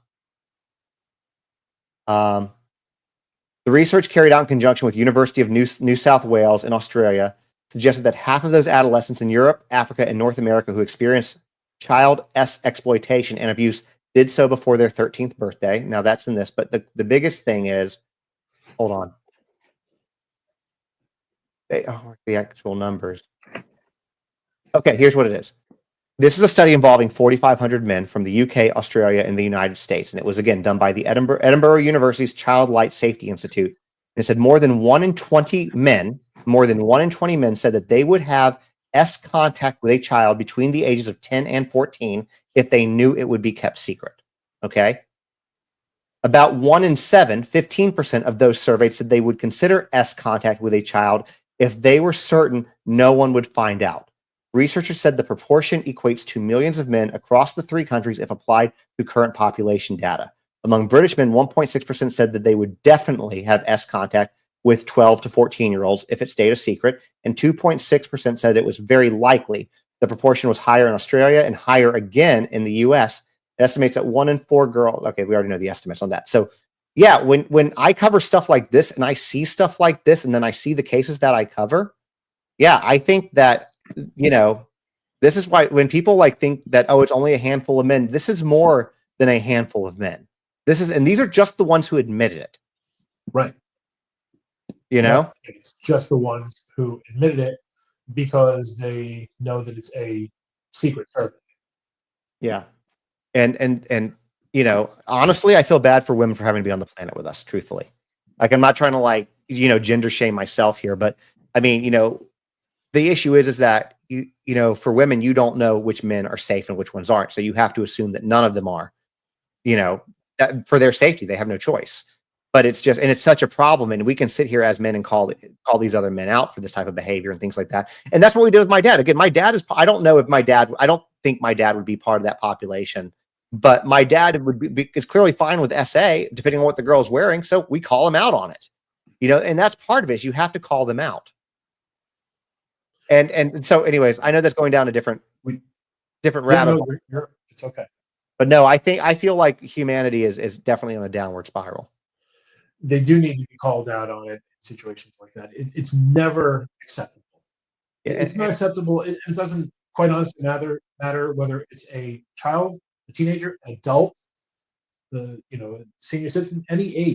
It does not matter. Yet it's happening anyway. And the thing is, I think it's going to get worse. And again, I'll just touch very lightly on this. I did a video yesterday. We all heard that Zuckerberg is rolling back the fact checking for community notes, which is similar, I think, to what Twitter or X does. But the other thing that they're rolling back is their hateful content moderation. So now you can literally say things like, you can say, oh, that woman, women are property. You can call somebody, if they're, you can call somebody a slur, and it's not going to be moderated anymore. And I think that when you have that, and you have that, at the fingertips of millions of people with social media, it used to be 30, 40 years ago, it used to be, I have this crazy, oh, that's just Uncle Daryl, being a racist conspiracy theorist. Well, now Uncle Daryl can go on Facebook and find 15,000 other groups with people who agree with them, and it empowers all of them to do so. And so I think that when you look at studies like this, you look at the stories that are out there, you look at the fact that they're rolling back the hateful content moderation, I think things are about to get a lot worse. Probably for at least the last 10 years or so, I've been saying the downfall of society. And the further we go on, the more true it seems to be. And obviously, we're using social media, we're using Facebook, TikTok, YouTube, and Instagram to do things like this. For me, for my podcast, you for your podcast, you for your news updates, you for everything that you do, growing Yeah. your following. Like, you're doing great things. You're not doing the shitty things that those folks are doing. Yet the shitty things are still out there, and Yeah. it's Well, there's always going to be a market for that. That's the issue. We have, I think Jim Schmidt's probably still in here.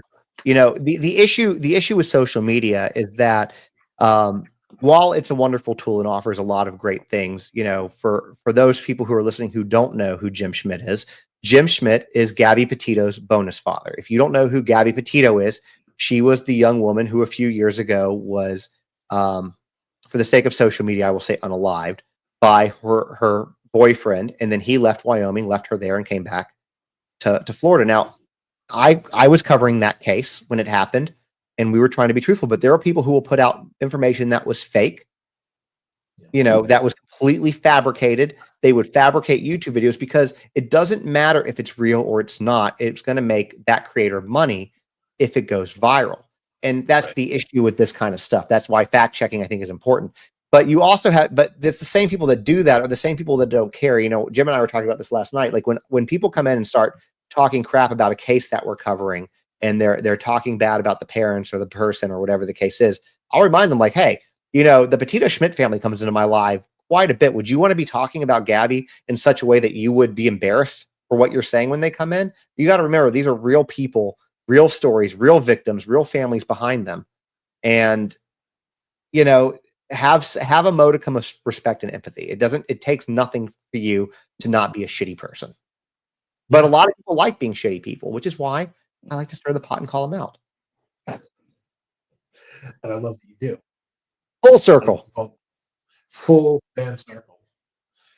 Do you think that, this might seem like a weird question, but because of all the trauma that you dealt with early on in your life, and even more recently within the last few years with your mom, do you think maybe that has kind of been part of what's drawn you to do this work?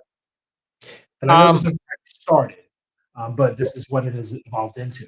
Well, yeah, I mean, I never anticipated this. I've been with corporate America. I've been in medical sales, and in the last job I had, which was last January, I got laid off, and I was like, I'm just not going back, and I'm going to try to do this and, put out 3 books and things like that. Right. So I really hope TikTok doesn't go away, but because if not, I got to go back to corporate America, which I don't want to do. Anyways, but yeah, I don't have a platform without everybody that's in here, right? That's in here now, that supports my content and makes stuff. And I'm very grateful to each and every one of them. And there's no buts. I am. When I made that first video, I did not expect what happened. I didn't expect to blow up on social media. I didn't expect to go viral and have all these people be like, hey, me too. I felt that I was on an island alone, with this kind of stuff. And I'm not, and they aren't. And I think that was part of the thing, is that we all came together. And then as a man having that discussion, there weren't a lot of men speaking out on, especially against their moms. Right. So I think that we all kind of came together at a point, because let's be real, those same types of moms that we're talking about are brutal on their daughters as well. Like if they didn't have any sons, they would have been that way if they did, but because they didn't, they're brutal on their daughters. And so, we had a lot of camaraderie, and I think a lot of people related, and I think that it really helped. And the way it transitioned to true crime was actually during Gabby Petito, because I actually, believe it or not, and this might be a surprise for a lot of my listeners and followers to hear, I wasn't interested in true crime. I had no interest in it at all. And my wife was like very closely following the Gabby Petito case. And when the Moab footage came out, she said, you need to sit your ass down and watch this. And I did. And the reason she had me do that was because of the way that Brian Laundrie, the way he spoke, the way he gaslit, the way that his mannerisms were, his tone and cadence, his movements were all exactly like my mom. It was like watching a young, bald version of my mom. Yeah. And it was crazy. So I was like, oh, this definitely, it goes with my content. I'll start covering this. And then I became, I think, one of the top creators covering Gabby Petito. And it's kind of just gone on since then, to the point of, I grew from like 50, 60,000 followers during Gabby to 250, and now we just hit 1.6 million. So, it's a very interesting thing. But the way I look at it is while this platform wasn't unexpected, or while it was unexpected, and while this platform was not something that I actively tried to get, I was graced with it. And I feel that I owe it, since I was, to try to do good things with it. Right. That's my sentiments. And, a lot of people feel differently on that. I mean, I got to make money. I got to get video views because I have to, I have to ask for subscribers. I have to ask for gifts. I have to do all that stuff because I need to make money. But at the same time, when I talk about stories and I talk about, certain situations, it's in that moment, it's not about the views. It's not about the gifts. It's not about any of that stuff. It's about the individuals. Nikki just got here. It's about Nikki. It's about, Jim. It's about Joe. Nikki, it's about Joe and Jim and Tara. It's about Tara, yeah. It's about them. And it's not about, it's about making sure that we're respectful to the memories of the people that we're talking about, and we're respectful to the families. And that's something that's important when we cover these, because you can inform people who are interested in these types of cases. You can inform people of that, but you can do it in a way that's respectful. That's not, you know what I'm saying? That doesn't cause harm to the family, the case, or the victim. And so when that happened, and we realized that we could do that, I was like, well, this is something that we keep doing, because unfortunately you can go on social media and there's a ton of people covering, we know we're talking about, since Jim and Nikki are here, I know Nikki at least, there were a lot of creators covering Gabby Petito. All right. You could tell who did it for the views and who did it because they wanted information out there. Right. You can easily tell. And because one thing that you can't fake is empathy. Right.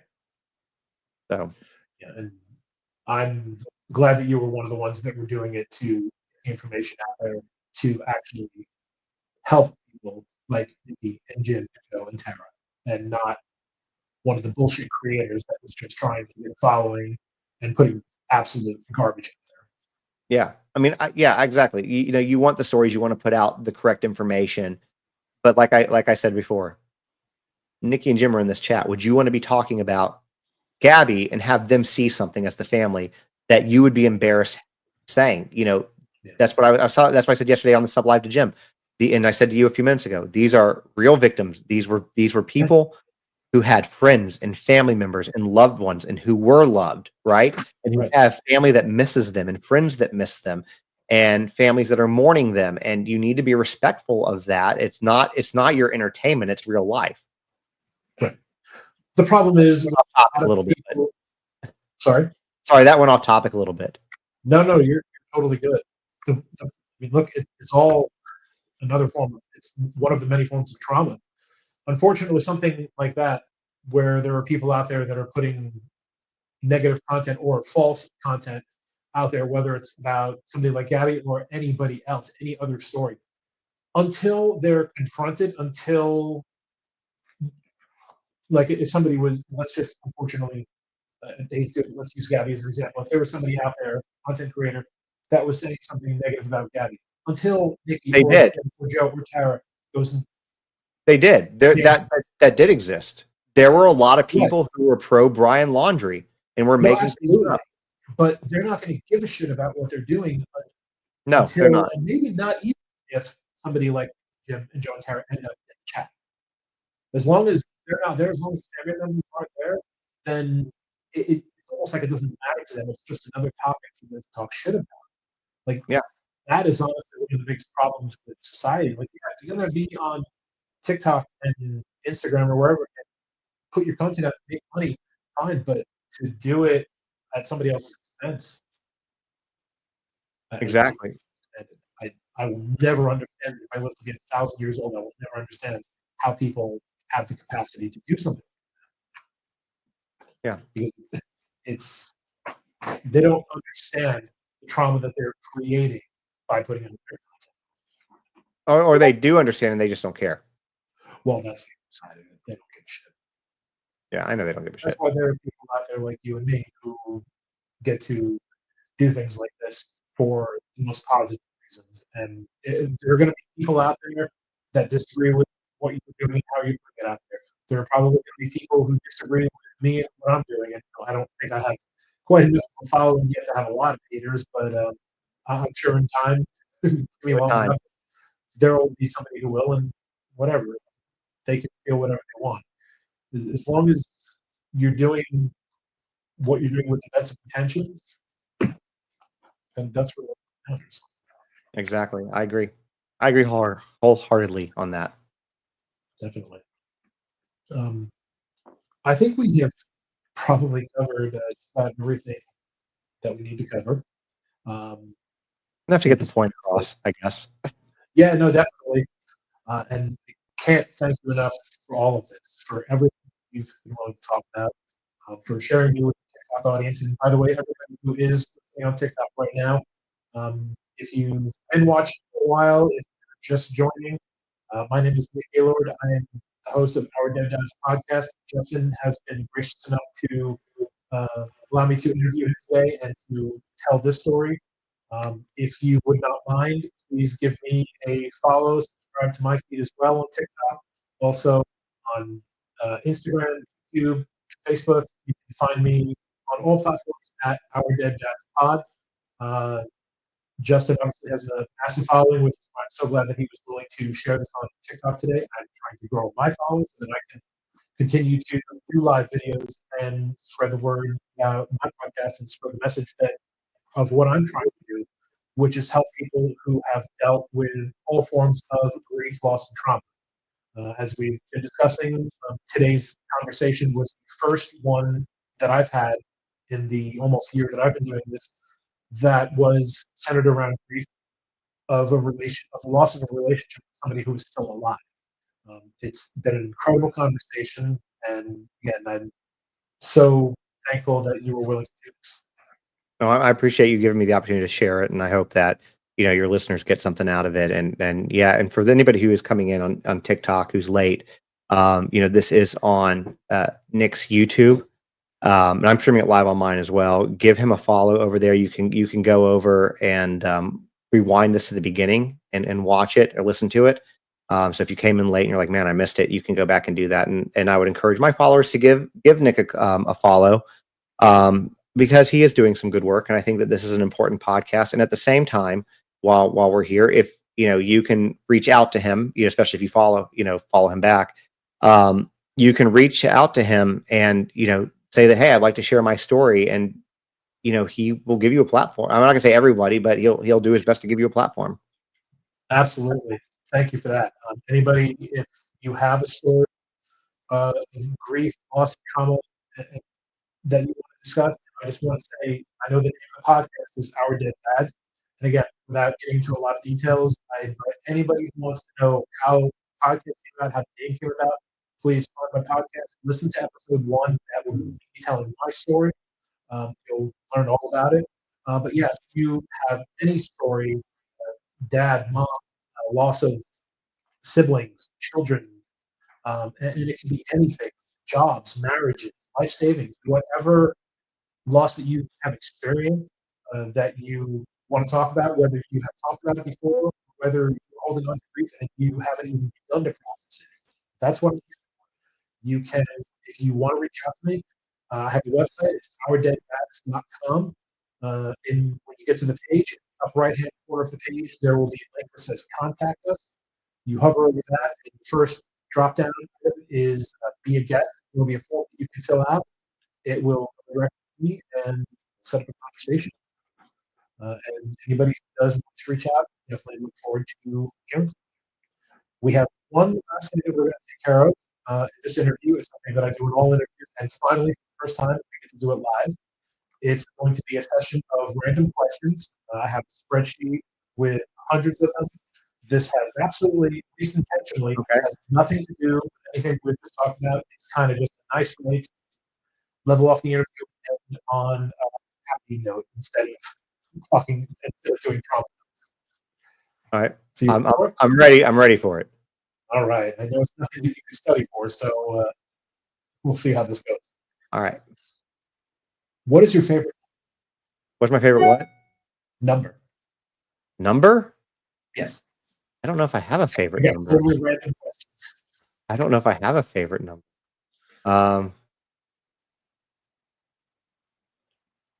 1573. 1573. Okay.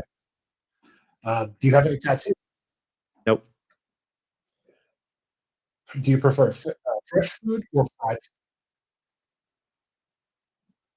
Depends on the mood. I mean, I probably prefer fried food because I'm from food? the Okay. South, but Okay.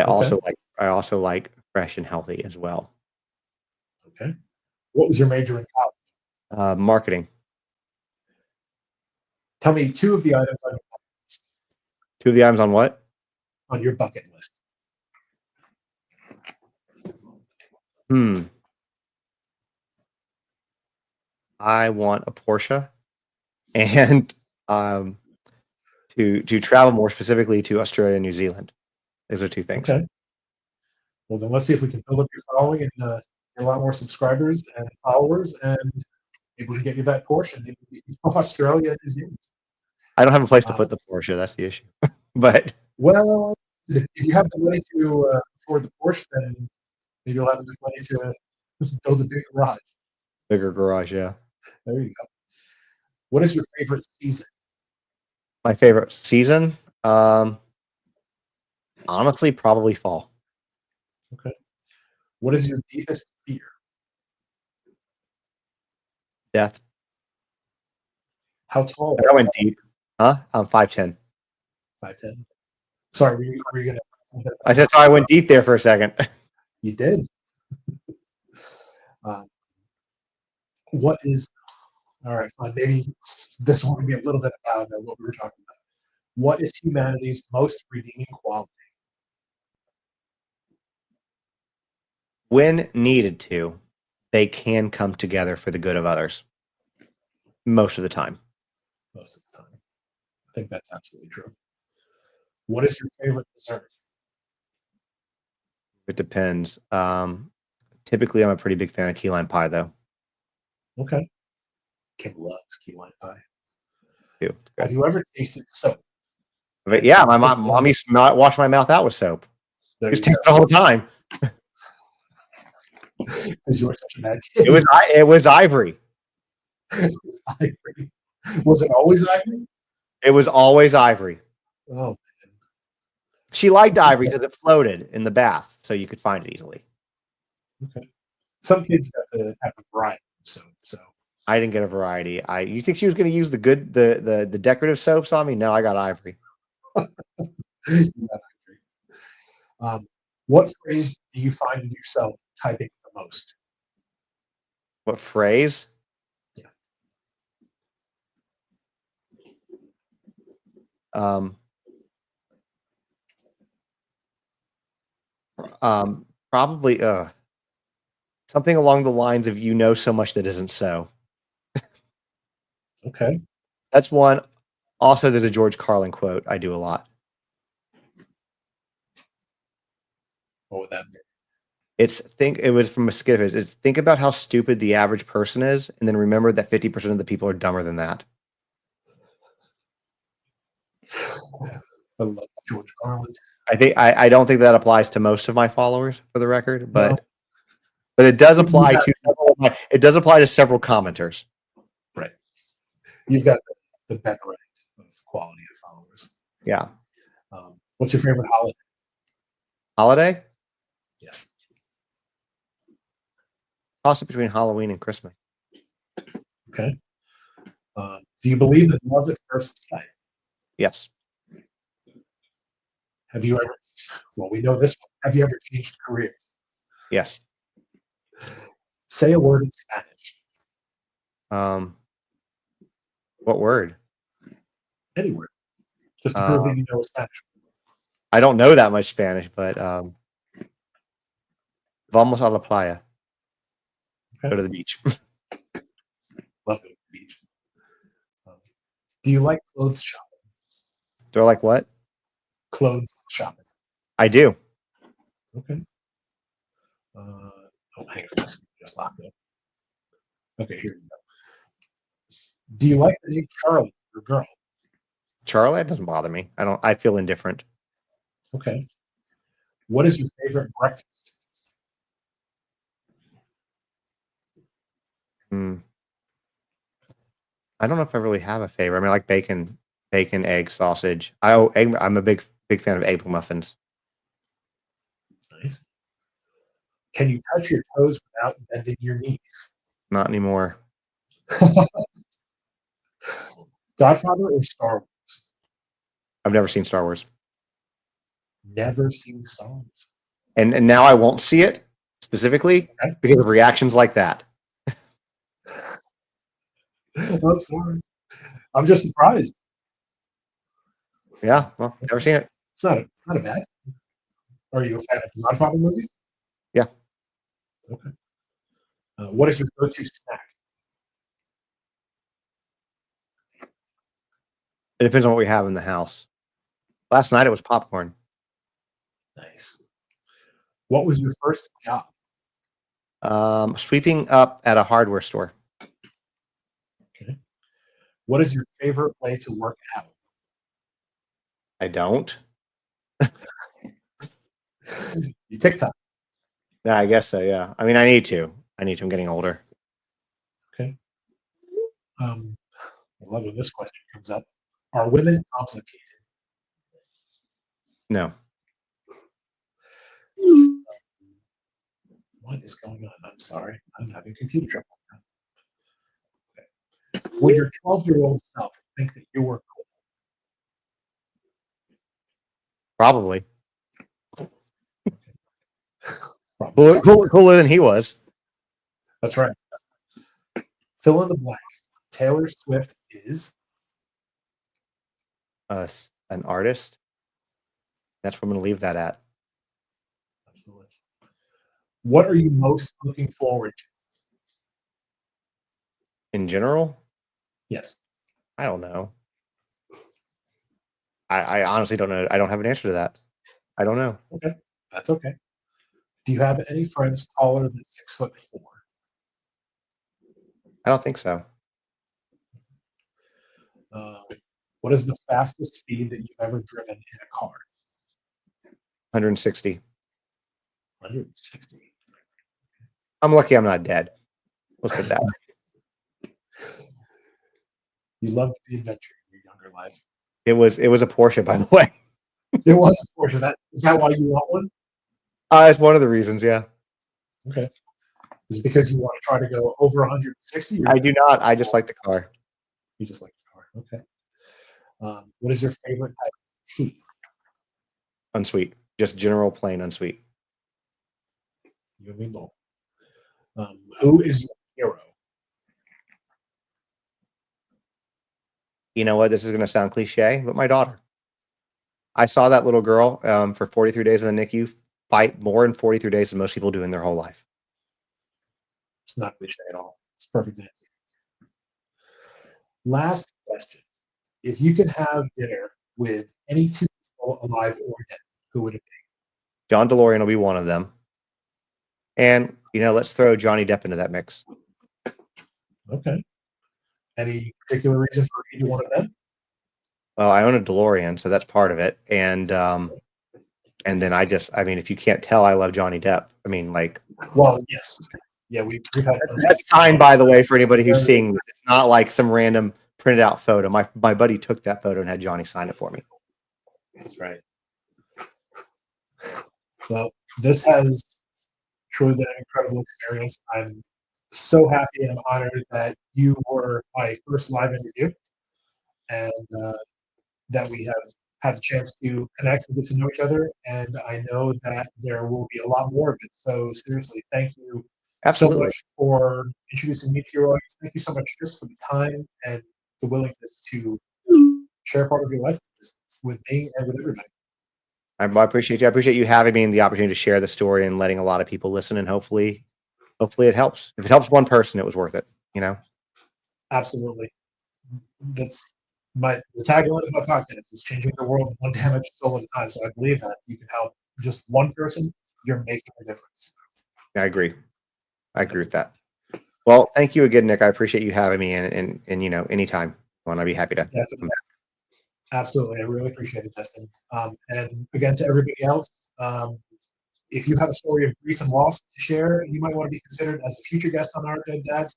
Please go to ourdeaddads.com, go to the contact us link, and then select be a guest, fill out the form, send it in, and you just might be able to tell your story, carry on this mission of helping ourselves, helping so many others. There are no rules to navigating grief. There's no timeline for doing it either. Everybody needs to go at their own pace, but the most important part is taking the first step. Whether you want to tell your story or you just want to listen to others tell their stories, the most important thing to understand is that nobody is alone in grief or should ever feel like they don't have somebody who will listen to them or talk to them. Here at Our Dead Dads, within the safe space of this community, you always have them. Thank you to everybody for listening. Please don't forget to follow the show everywhere. Check out ourdeaddads.com and spread the word about the show. This is Our Dead Dads, where we're changing the world one soul at a time. See you next Right. time. We clear? No. How do I stop this? How do I stop the recording? There should be a thing at the bottom that says, or at the top that says stop recording on your top right. Oh, it's true.